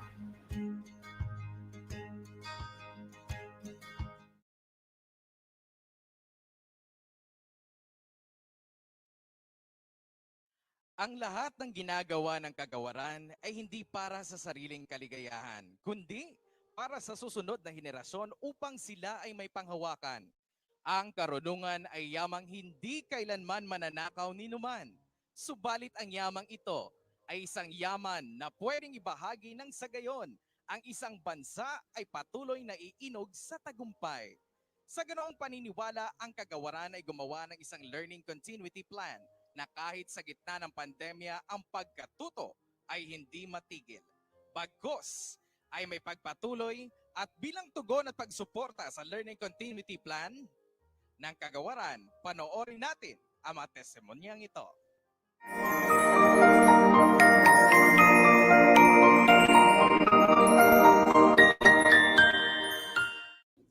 Ang DepEd Teachers Union ay nakikiisa sa panawagan ng mapagpalaya at dekalidad na edukasyon sa gitna ng COVID-19 pandemya. Ang DepEd Teachers Union bilang responsable, resonable at realistiko union ay naniniwala at buong pusong sumusuporta sa ng DepEd at ng ating pamahalaan sa pagpapatuloy ng Basic Education Learning Continuity Plan. Naniniwala rin ang DepEd Teachers Union na ang lahat ng stakeholders ng ating lipunan, ang mga mag-aaral, pamayanan, ang mga magulang, at ang mga guro ay dapat na magkaisa at tulungan ang bawat isa upang mapaunlad at may pagpatuloy ng ating mga mag-aaral ang kanilang pag-aaral na nabinbin ng ilang buwan dahil sa nasabing pandemya. Positibong tinatanggap ng DepEd Teachers Union o lahat ng mga kabataan dapat at pati mga magulang ang mga different modalities na ino-offer ng DepEd o ng kagawaran ng edukasyon. Naniniwala rin kami na dapat ang lahat ng mga tao sa lipunan sa panahong ito ay magkaisa at magtulungan sapagkat ito ang tamang panahon ng pakikiisa. Ang ating mga mag-aaral ang siyang tunay na magiging susunod na henerasyon ng ating lipunan. Kaya muli, mula sa hanay ng DepEd Teachers Union, kami ay nakikiisa sa ating pamahalaan at sumusuporta sa layunin ng DepEd sa kanilang Basic Education Learning Continuity Plan. Muli, maraming salamat at mabuhay tayong lahat. Magandang araw po sa ating lahat. Ang COVID-19 pandemic ay malaking pagsubok sa ating lahat. Kalusugan, ekonomiya, lalong-lalo na sa edukasyon sa ating mga anak. Pero hindi ito hadlang para tumigil ang edukasyon sa ating mga anak.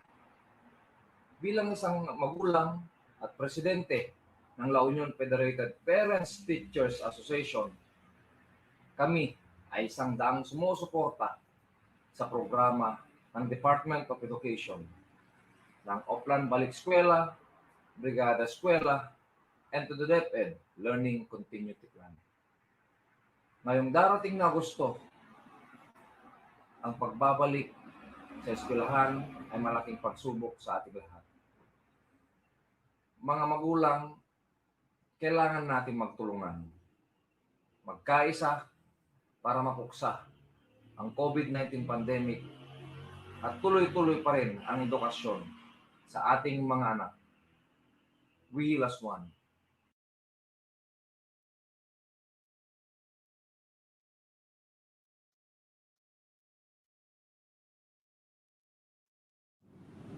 "2020 has taken a big toll in our lives. One question has run up into my mind over and over again. What is next for our future? What is next for education?" The day that the community quarantines were established here in our country, the greatest responsibility of taking action was done by the Department of Education. And on the 21st of May, they have already produced the Basic Education Learning Continuity Plan for students. We have observed the immense efforts of each and every one of DepEd to produce quality education amid this pandemic. That we have seen that they have created new strategies, new perspectives, even if we stay in our homes. And with that, we highly commend the efforts of the Department of Education, particularly the Division of Lawag City, who wholeheartedly has created so much strategies and plans, who has created so many concepts and ideas for us to adapt to the so-called new normal. They have stayed true to the name of Lawag, being an emblem of hope, shining and burning with passion to provide nothing but the best for students like myself. As the of Schools Division of the WAC City Region 1, I support DepEd's Basic Education Learning Continuity Plan. We are grateful for its efforts to ensure that no learner is left behind amidst the public health situation. Our commit to actively participate and advocate the BELCP. I support DepEd's distance learning modalities. I support DepEd's basic education learning continuity plan.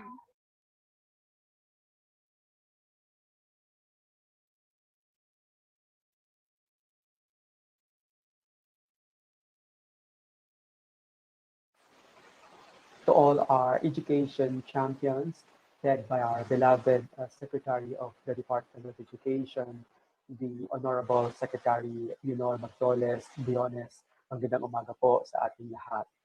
It is always an honor for World Vision to be part of campaigns that strongly uphold the rights and welfare of the learners and children in general, because through this, we are all directly investing in the lives of our future generation.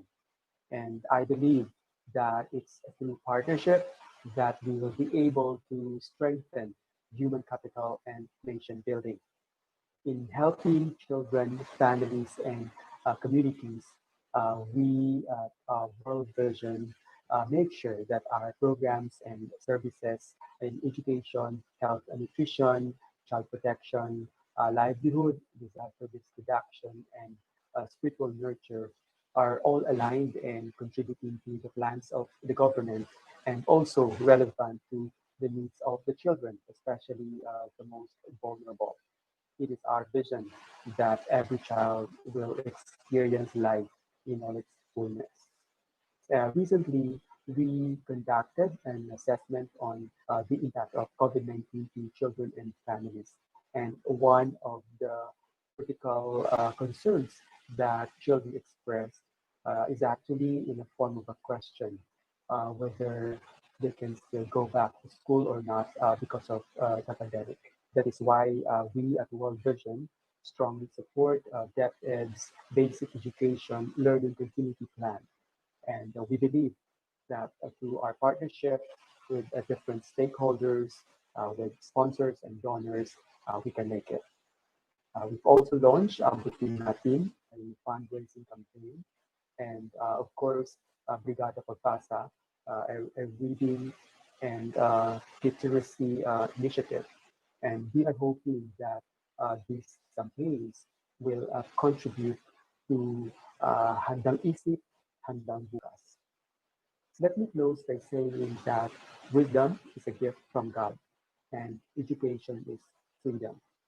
As Dr. Jose Rizal said, we must win our freedom by deserving it, by improving the mind and enhancing the dignity of the individual, loving what is just, what is good, what is great. Let us all be wonderful children.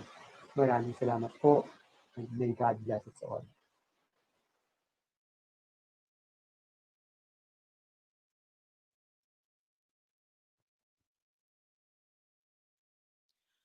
Mensahe.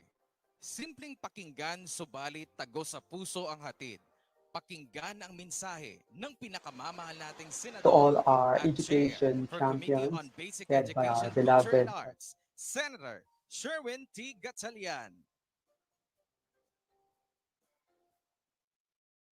Magandang umaga po sa lahat, kay Secretary Biones, sa DepEd family, sa ating mga principal, sa ating mga guro, sa ating mga magulang. Muli, binabati ko po kayo ng isang magandang umaga. Itong mga nakaraang linggo, marami po akong naririnig at nakikita sa television, sinasabi po ng iba't ibang grupo na imposible po itong ginagawa ho natin. Kulang ho tayo sa kagamitan, kulang ho tayo sa paghahanda, at imposible po ang pinapagawa po sa ating mga guro at sa buong kawani po ng Department of Education. Aminin ko po, ito ay hindi ho madali. Itong pandemya na ito ay hindi pa ho natin nararanasan. At itong napakalaking gagawin ho natin sa Department of Education at sa education sector ay hindi pa ho natin nagagawa at nararanasan. Pero mga kasama, hindi ho tayo makakatulog ng gabi kung nalalaman natin ang ating mga anak ay naiiwanan. Ang ating mga anak ay uurong pagdating sa kaalaman. Ang ating mga anak ay hindi matututo. Sa mga pribadong sektor, maraming mga eskwelahan ay nag-umpisa na ho sila. Pero paano naman po yung mga kabataan ho natin na naiiwanan po at hindi po pwedeng makapag-aral? Mga kasama, alam ko po na malaki po ang hamon na hinaharap po natin. Hindi po ito madali. Talagang halos imposible po yung ginagawa ho natin. Pero mga kasama, hindi ba mas malaking inspirasyon kung naririnig ho natin na yung imposible ay ginagawa nating posible? Mas malaking inspirasyon ho sa atin kung yung hindi madali ay nagagawa ho natin at napapakita ho natin na kaya pala. Kaya mga kasama, alam ko ho na yung gagawin ho natin ay kauna-unahang gagawin ho natin sa buong kasaysayan ho natin. Pero naniniwala po ako na ating mga guro, ang ating mga punong guro, sila po ay subok na pagdating po sa ganitong krisis. Subok na ho sila pagdating po sa pagmamahal sa ating mga kabataan. Subok na ho sila pagdating po sa pagbibigay ng edukasyon. At alam ho nila na hindi ho pwedeng may maiwanan. Kahit isang bata, hindi ho natin pwede silang iwanan. Ako ay naniniwala ng ating mga guro at punong guro ay handa na ho dito. Naniniwala po ako na dahil po sa kanilang sakripisyo at pagmamahal, gagawin nilang posible ang imposible. So muli, congratulations po sa ating Department of Education. Kasama niyo po ako.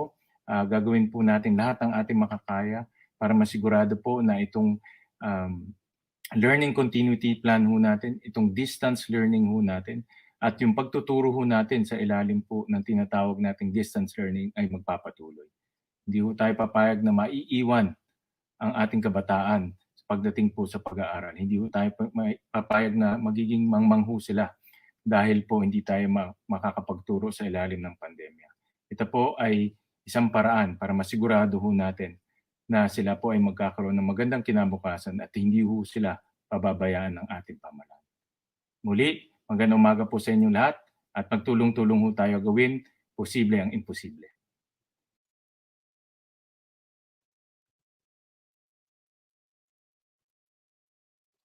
At ngayon naman, pakinggan ang mensahe ng representative ng Lone District of Pasig City at Chair, Committee on Basic Education and Culture, Roman D. Romulo. Isang magandang araw po sa ating lahat. Ako po si Roman Romulo, Chairperson ng Committee on Basic Education and Culture sa House of Representatives.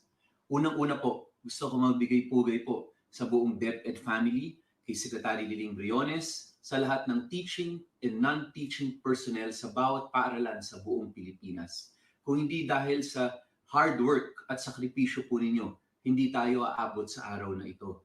Ngayon araw po ay sisimulan natin itong simulation para magprepara sa opening academic calendar. Sana po lahat tayo, katulad ng ginagawa natin, itong mga nakalipas na buwan, ay tulong-tulong, sama-sama, at magpahaba tayo ng mga pasensya. Minsan talaga ay hindi natin mapeperfecto agad, pero kung tayo ay magtutulungan, sigurado ko po makakatulong tayo sa ating kabataan. Alam po ninyo, nung nag-umpisa itong COVID-19 at napag-usapan na umpisahan natin ang distance learning or blended learning, marami po ang pumuna at marami ang nagsabi, nakakayanin ba natin ito? Alam nating lahat, walang perfect na modality. Alam natin na bago ito hindi lang sa ating bansa, pero sa lahat ng mga bansa sa buong mundo. Kahit sa mga first world countries ay hanggang ngayon ay nahihirapan rin sila dito sa blended and flexible learning na ginagawa nila. Kaya tayo po dito sa ating bansa, pakita po natin na bagamat hindi pa perfecto, ay magtutulungan tayo, magsasama-sama tayo para masigurado po na hindi matigil ang edukasyon ng ating kabataang Pilipino. Sa mga magulang po, maraming salamat sa pagtiwala sa Department of Education. Ang tiwala po at pagtutulungan po natin, sigurado ko po ay mamumunga ng maganda para sa ating mga anak, apo, at sa ating buong Pilipinas. Maraming salamat po. Mabuhay po ang edukasyon.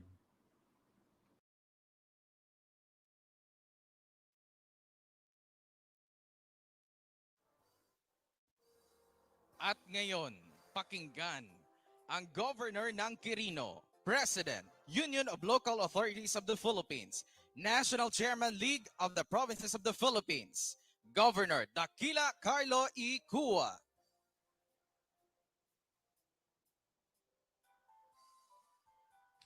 To our DepEd family, headed by Secretary Liling Briones, all our undersecretaries and assistant secretaries, to our regional directors, superintendents, school heads, teachers, parents, to my fellow government leaders, magandang araw po sa ating lahat. Sa ngalan po ng Union of Local Authorities of the Philippines o ULAP, na kumakatawan sa lahat ng mga lokal na opisyal at syempre mga local government units. Kami po ay natutuwa at nagpapasalamat sa inyong imbitasyon ngayong araw sa inyong National Kick-Off Program na may temang angkop na proteksyon, patuloy na edukasyon at mabisang aksyon. Sa tingin ko po, lahat tayo nagkakaisa na marami talagang mga uncertainties na hinaharap ng buong bansa. Kasama na rin po ang larangan ng edukasyon. Kaya lalo tayo dapat magtulungan, lalo po tayo dapat makipag-ugnayan, lalo po tayo dapat magsuporta ng isa't isa. Asahan niyo po ng inyong mga local government leaders at ng mga LGUs ay kapartner ng DepEd sa paghahatid ng edukasyon, paghahatid ng serbisyo, at syempre kasama rin dyan po ang paghahatid ng collaboration and feedback upang ating lalong ma-define ang new normal at mahanapan ng maganda at maayos na solusyon, delivering education, but at the same time protecting the health of our children and our teachers as well. So maraming salamat po. Mabuhay po ang DepEd at mag-ingat po tayong lahat. Stay safe po.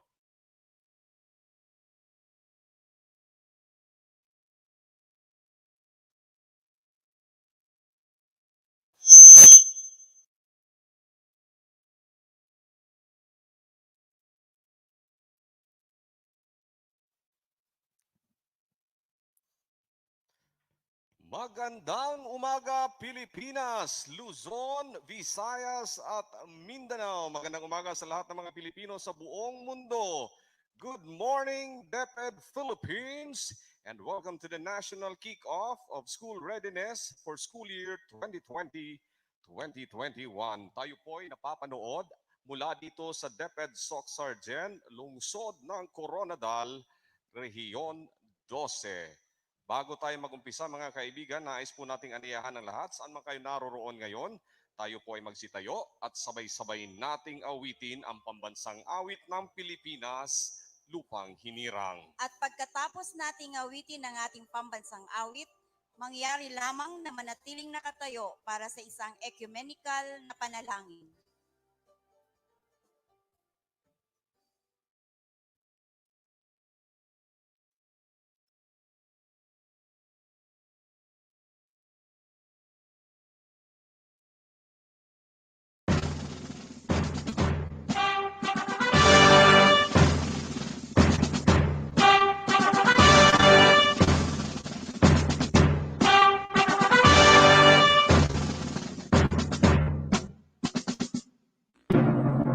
Bayang magiliw, bebas ng silanganan, alam ng puso, sa titik mo'y buhay. Lupang hinirang, buyak ka ng magiliw, sa manlulubi, kita masisingil, sa lagat at bundok, sa simoy at sa langit mo kamay, ay nilang ang tulahan, awit sa paglayang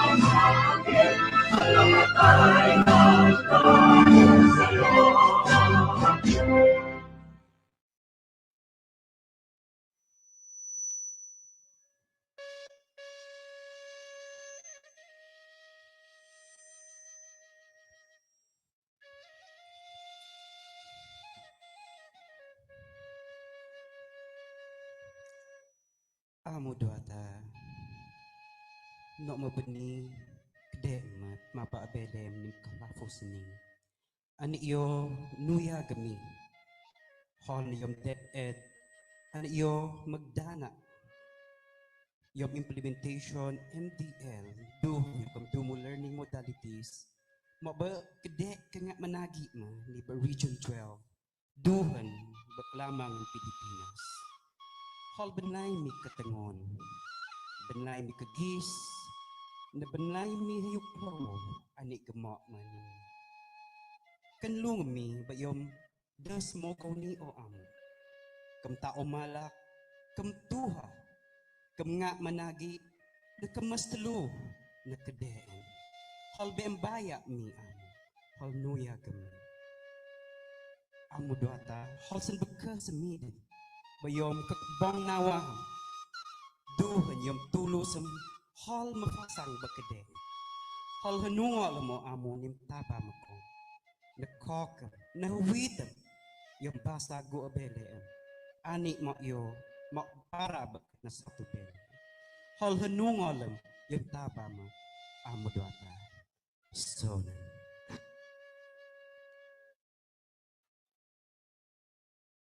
بسم الله الرحمن الرحيم الحمد لله رب العالمين الرحمن الرحيم مالك يوم الدين إياك نعبد وإياك نستعين اهدنا الصراط المستقيم صراط الذين أنعمت عليهم غير المغضوب عليهم ولا الضالين اللهم إنا نعوذ بك من البرص والجنون والجذام ومن شيء الأسقام ربنا آتنا في الدنيا حسنة وفي الآخرة حسنة وقنا عذاب النار والحمد لله رب العالمين.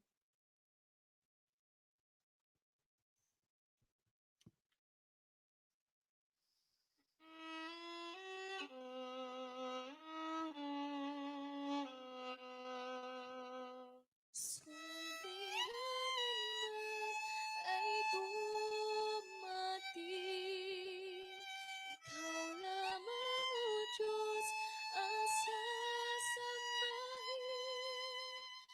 Panginoon ko, sa iyo lamang mananatiling kailanman. Suliranin man ay dumating, Ikaw lamang, O Diyos, ang sasambahin. Panginoon ko, sa iyo lamang mananatiling kailanman.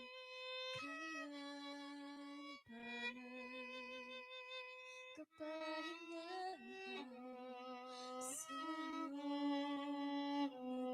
kapitan.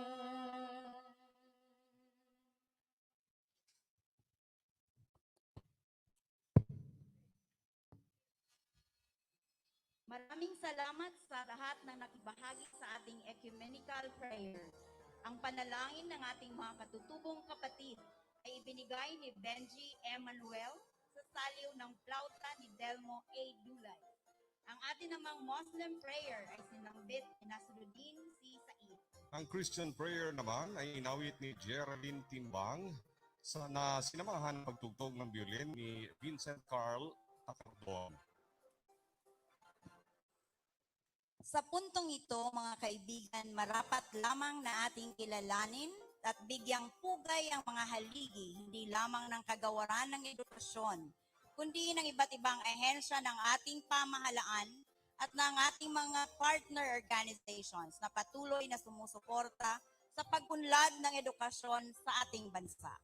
Ang okasyong ito ay tunay na pinarangalan ng kanilang pagdalo.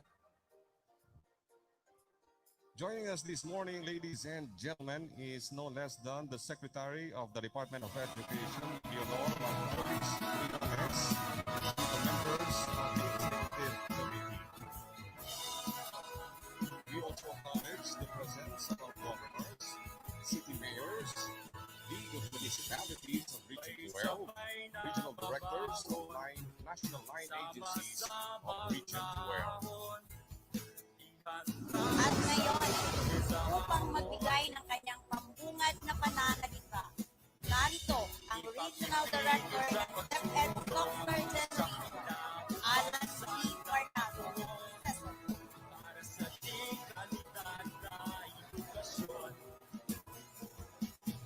The strength of the nation is seen on how it prepares its children for the future. Author unknown. Good morning, Philippines. Region 12, Soxargen region is truly honored to host the national kick-off program on school readiness, drawing confidence from the passage and approval of the Joint Regional Task Force COVID-19 and Regional Interagency Task Force of a resolution declaring support to the Department of Education on the opening of its classes on August 24, 2020. I thank all the members of the joint RTF-RIATF led by the Honorable Dato Suharto Teng Mangudadato Alhads PhD and the RDC Chair, Honorable Mayor Ronel C. Rivera. Today, we have just experienced an almost 2 hours of shame brought about by some technical glitches that I cannot even comprehend. Our almost 3 weeks of preparations are now hanging on the gutter. Today, we learn that lesson to bring us confidence come August 24, 2020. Shall we give up because something went wrong?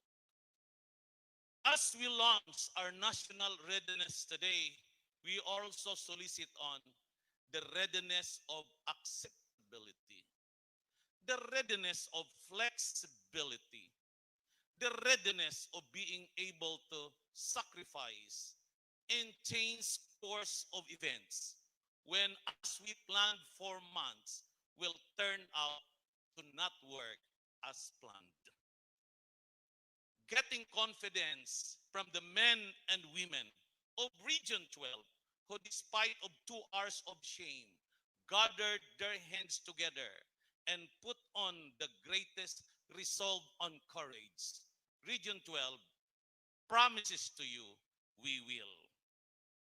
Today, we celebrate too the strong leadership of Secretary Liling Magtolis Briones, who despite of and in spite of continue to provide the leadership in these challenging times, together with the EXICOM, the regional directors, schools division superintendents, school administrators, and everyone for braving the challenges of COVID playboard education, where our secretary's battle cry is, education must continue.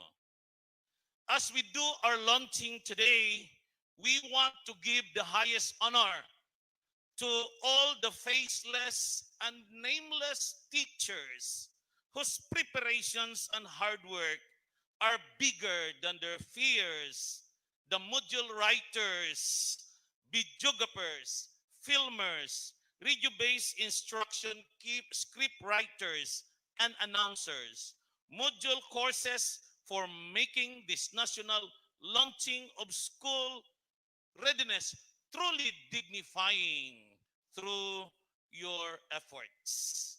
On behalf of the schools division superintendents of the 9 divisions of this region, together with our Assistant Regional Director, ARD Fiel Y. Almendra, and all the men and women of Region 12, we welcome you to the Handang Isip, Handa Bukas National Kick-Off Program, angkop na proteksyon, patuloy na edukasyon, mabisang aksyon, kung saan sinasabi namin dito sa Region 12, kasali lahat, kasama lahat, para sa lahat. Magandang umaga po sa inyong lahat.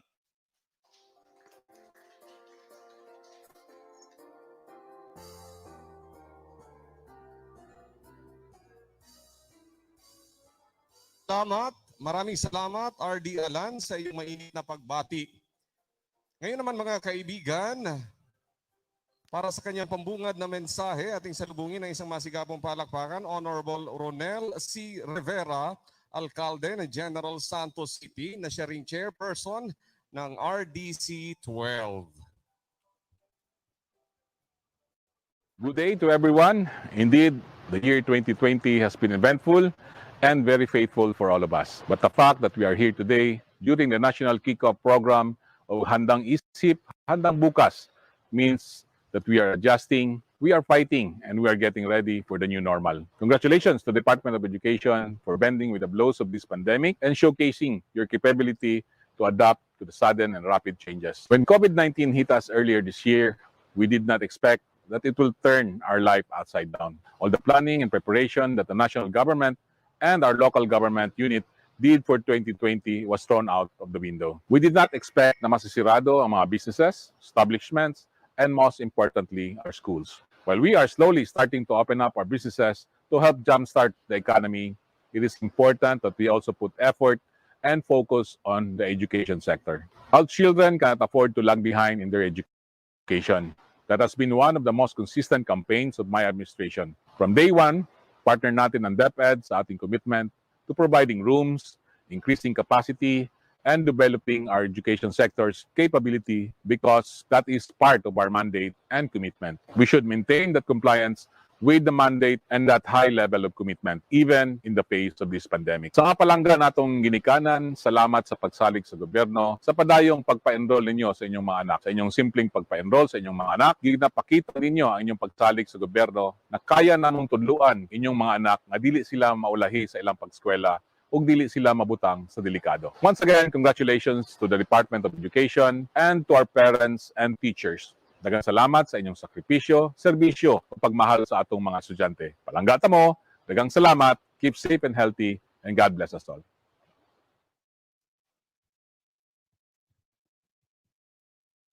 Thank you so much, Mayor Ronel Rivera, for that very warm welcome to our participants. The welcoming part is not yet over, though.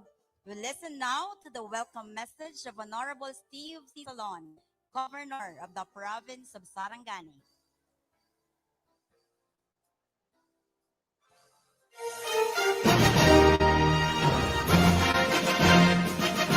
Congratulations, DepEd, for the opening of classes this August.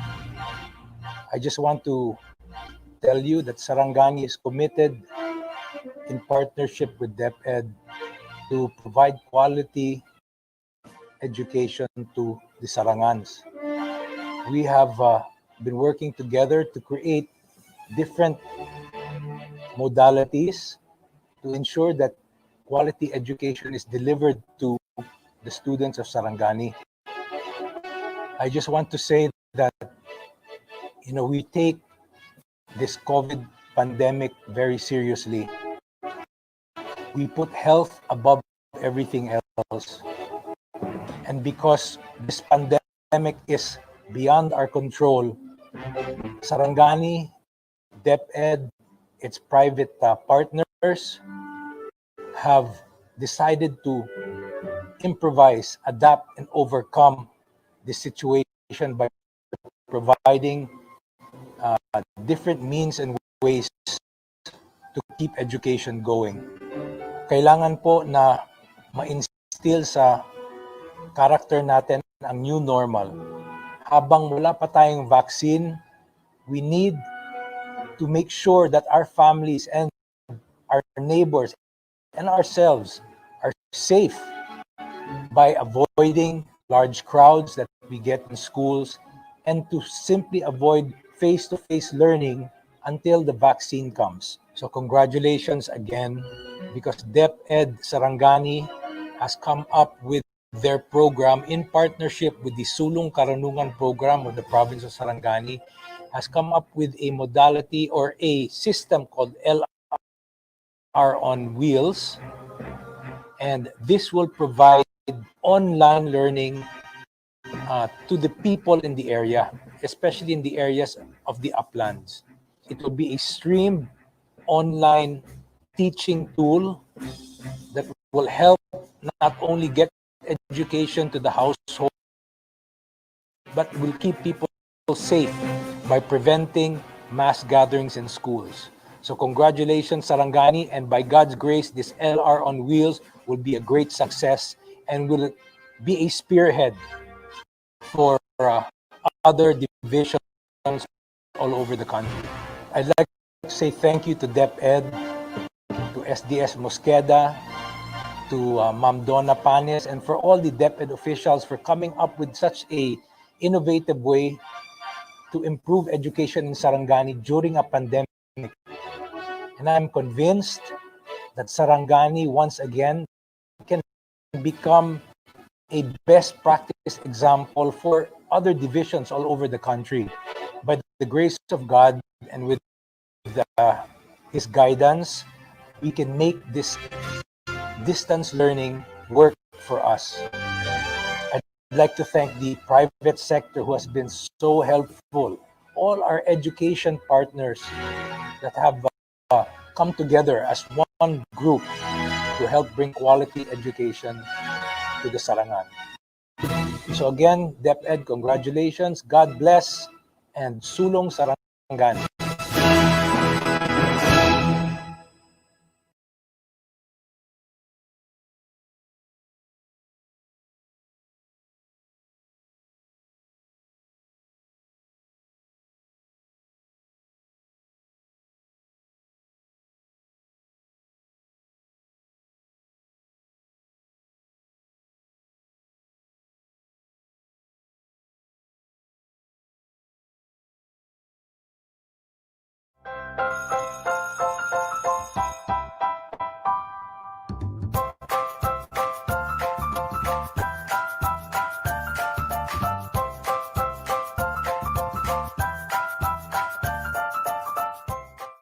The year 2020 brought new beginnings for the Department of Education.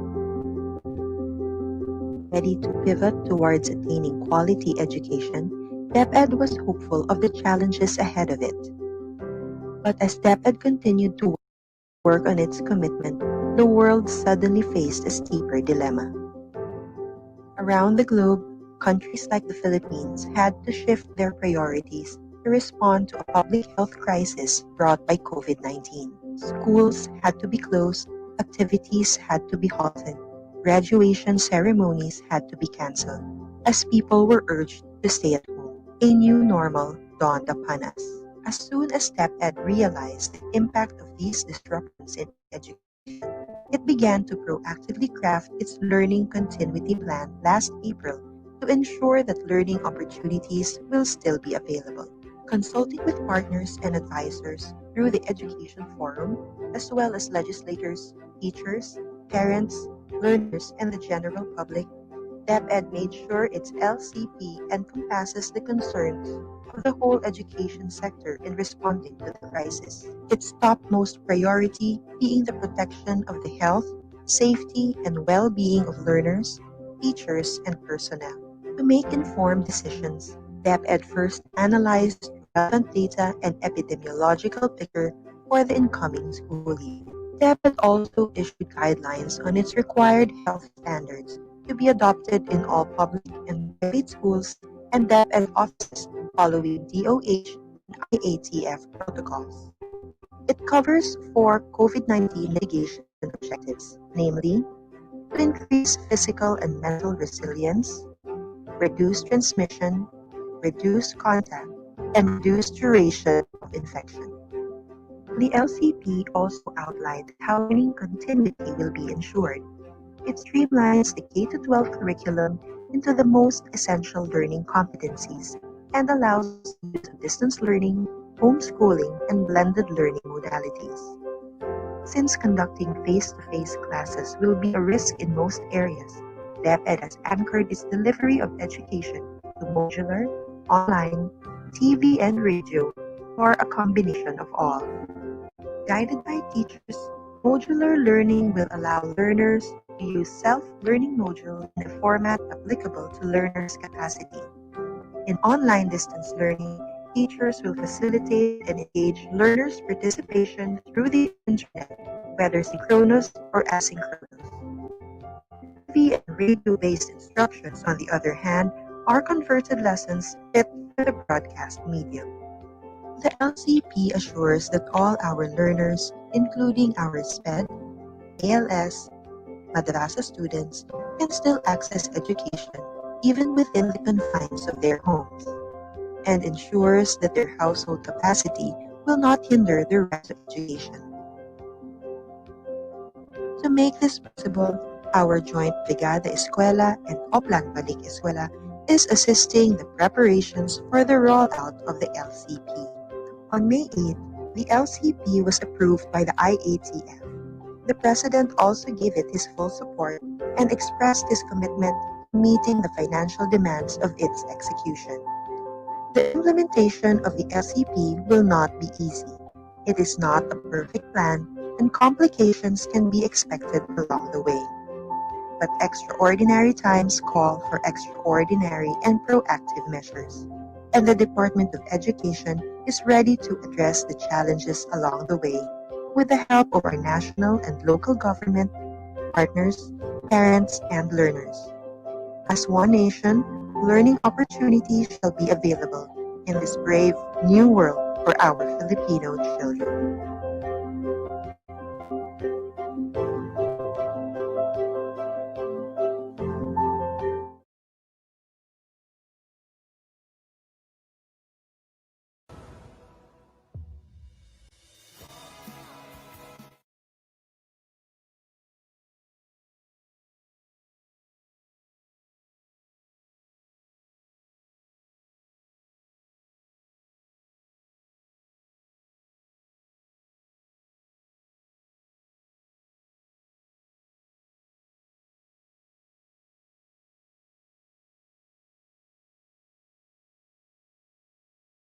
Ang ating mga kasama sa Department of Education family, lalong-lalo na sa ating mga guro at mag-aaral at ang ating host region dito sa Region 12 at lahat ng ating mga partners mula sa mga local government units, sa Kongreso, sa development organizations, private sector, civil society organizations, academe, at sa lahat po ng ating mga kababayan, magandang umaga po sa ating lahat. Ang natunghayan po ninyong buod ng Basic Education Learning Continuity Plan o ang tinatawag naming BALCP, ang tugon ng DepEd sa hamon na magampanan ng pamahalaan ang tungkulin na patuloy na makapagbigay ng oportunidad sa edukasyon ng sa ligtas na paraan sa kabila ng COVID-19. Ang tanong po ay ang mahirap na hamon ng pag-implement nito at hindi po biro ang ginagawang handa ng DepEd para ma-implement itong BELCP. Mayroon po tayong siyam na readiness components upang maisakatuparan ang pagtuturo ng ating mga anak sa ligtas na paraan kahit di ngayong panahon ng COVID, mula sa enrollment, pagbabago ng curriculum, pagkakaroon ng iba't ibang distance learning delivery modalities, ang pagsasaayos, ang pag-adapt ng learning resources, ang pag-adapt din ng assessment, teachers training, pag-mobilize ng resources at pagkakaroon ng health standards in our offices and schools. At gayon din ang regional contextualization na siyang matutunghayan ninyo mamaya. Humingi po tayo ng tulong kay Teacher Emmanuel L. Maglasang ng Gutad National High School at kay Teacher Levin Pabriaga ng Mambog Elementary School para ibahagi ang ating update sa mga readiness components na ito. So tunghayan po natin ang inihandang AVP sa tulong ni Teacher Iman at saka ni Teacher Levin.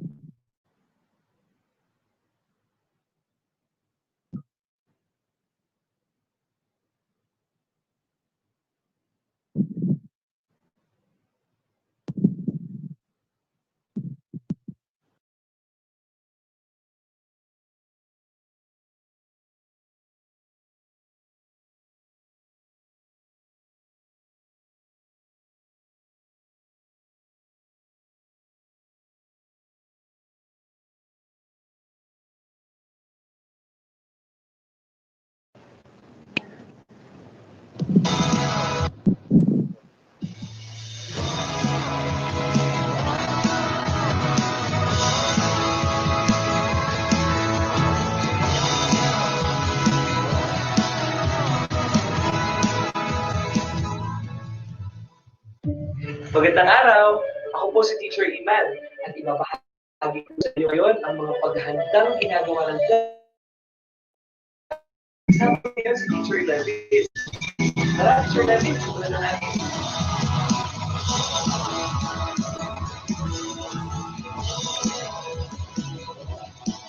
Alam mo ba, Teacher David, na noong June 19 pa lamang ay naglipas na ang DepEd ng Basic Education Learning. Ako po si Teacher Iman, or PEL. Sabi ko sa inyo ngayon ang mga pagkasang ang pag-aaral ng mga mag-aaral ngayon sa COVID-19. Sabi ko ngayon si Teacher David, ngayong taon, ang pag-aaral natin ay gagamit ng written or digital platforms, online learning, and TV and radio-based instruction. Alam mo ba, Teacher David, na noong June 19 pa lamang ay naglipas na ang magandang araw. Ako sa Teacher Iman, ang PEL. Sabi ko sa inyo ngayon ang mga pagkasang ang pag-aaral ng mga mag-aaral ngayon sa COVID-19. Sabi ko ngayon si Teacher David, ang pag-aaral natin ay gagamit ng written or digital platforms, online learning, and TV and radio-based instruction. Salamat sa nanonood at nagkakita. Alam na, hindi kailangan sumasok sa bata sa paaralan ang kailangan na ako ang pag-aaral ay education at physical education ang mga bata ay bahay. At yun lang, isa sa mga pag-iwan natin yung taon, Teacher David, ang blended distance learning. Ito naman ang tanong mula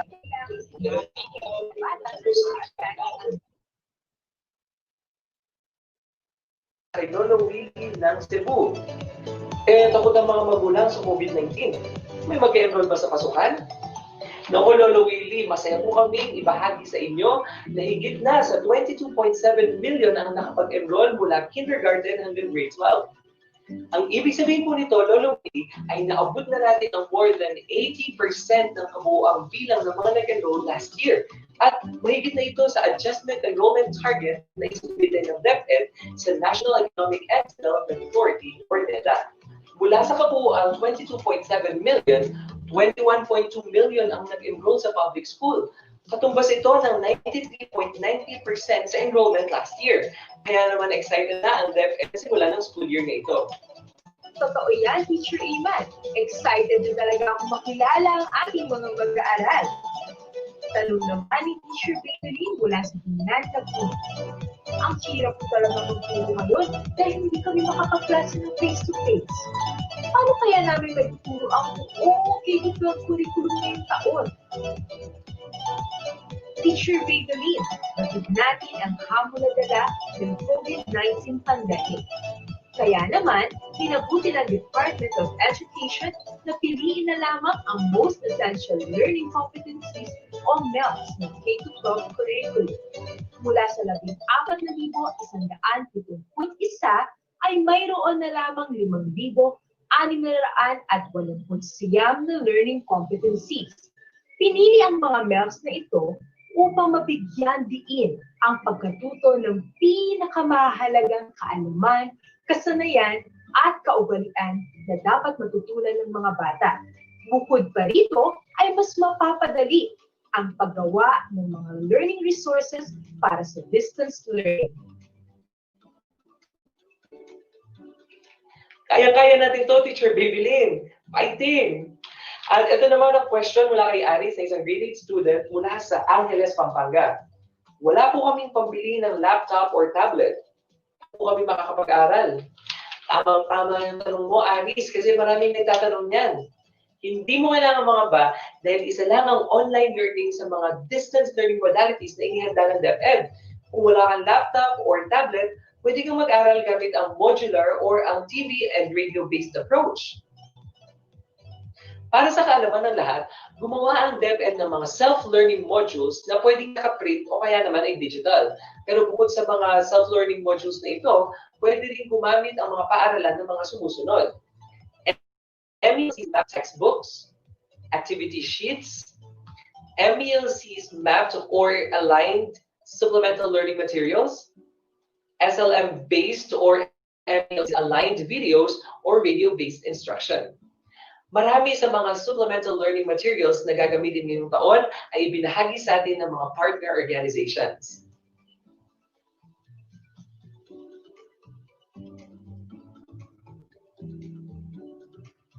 Kaakibat nito, may mga natukoy ng iba't ibang paraan ng assessment na maaaring pagpilian batay sa uri ng teknolohiya na meron ng guro at ang mga mag-aaral. Ang daming bagong mangyayari ngayong pasukan, Teacher Iman. Siguro, naisip nila, paano naman ang kahandaan nating mga guro para sa pagbabagong ito? Para matulungan ang mga guro, nagsasagawa din ang Department of Education ng iba't ibang trainings tungkol sa distance learning. Kasama dito ang mga programa ng National Educators Academy of the Philippines o NEA. Nagsasanay din ang mga supervisors at mga school heads para mas masuportahan pa ang mga guro. Itong huling katanungan ay mula kay Kapitan Hurley ng Cagayan de Oro City. Tuloy pa rin po ba ang school-based feeding program kahit hindi napapasok ang mga bata sa paaralan? Dahil pinahahalagahan ng Department of Education ang kalusugan ng mga mag-aaral, ay isasagawa pa rin ang School-Based Feeding Program o SBFP. Iba't ibang estratehiya ang gagamitin para isagawa ang SBFP na alinsunod sa required health standards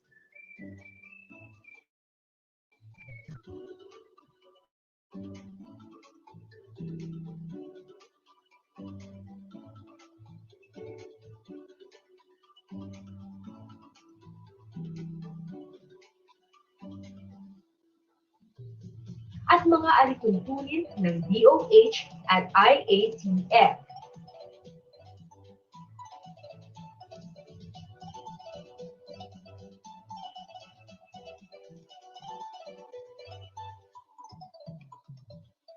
Maraming salamat sa lahat ng mga nagpadala ng kanilang mga katanungan.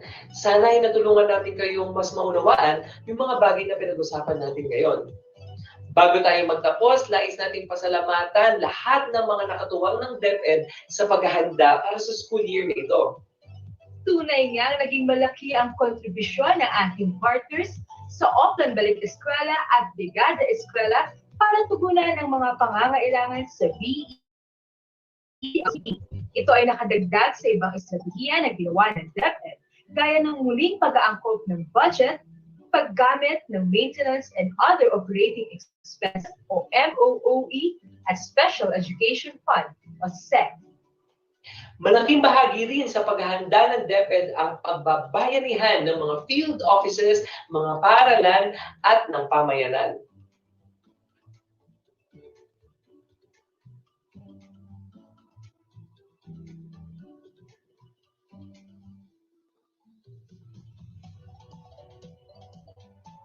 Higit kailanman, ang tagumpay ng ating mga mag-aaral ay nakasalalay sa ating lahat. Tara na at magbayanihan tungo sa Handang Isip, Handa Bukas.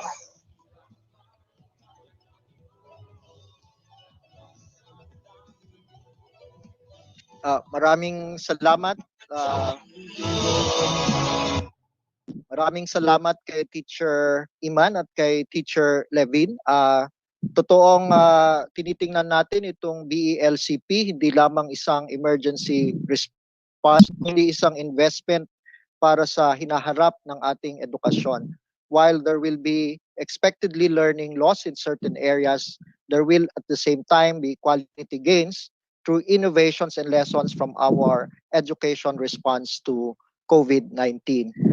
Ito pong BLCP, kuha ng lakas for the resilience of the DepEd family, especially of our teachers and our partners. And DepEd seeks your trust and cooperation for the full implementation of the BLCP para sa edukasyon ng ating mga anak sa ligtas na pamamaraan sa panahon ng pandemya. Naniniwala po kami that together we shall overcome the challenges of school year 2021. Handang isip, handa bukas. Maraming salamat, magandang umaga po sa inyong lahat.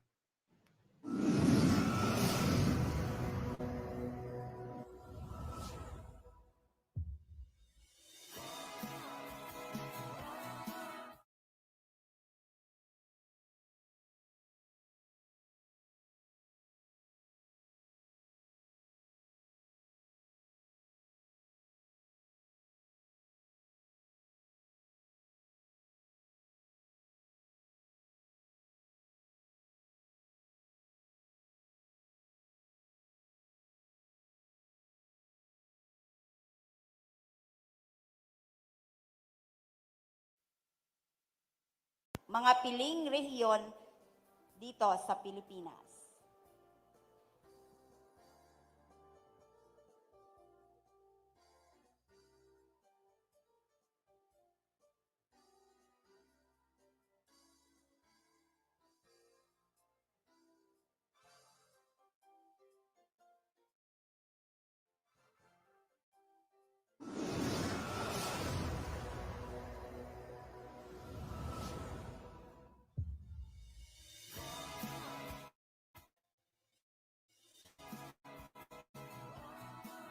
Kung merong malalayong paaralan ay masasabi nating ang access ay magiging malaking hamon para sa mga kaguruan. Subalit, ito ay hindi naging hadlang para sa Division ng Davao de Oro, Region 11.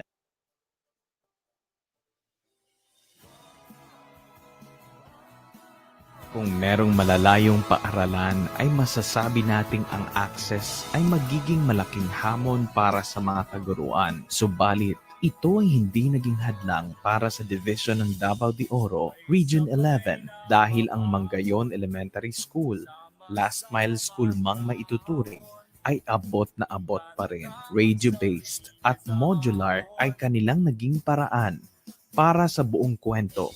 Panoorin natin to.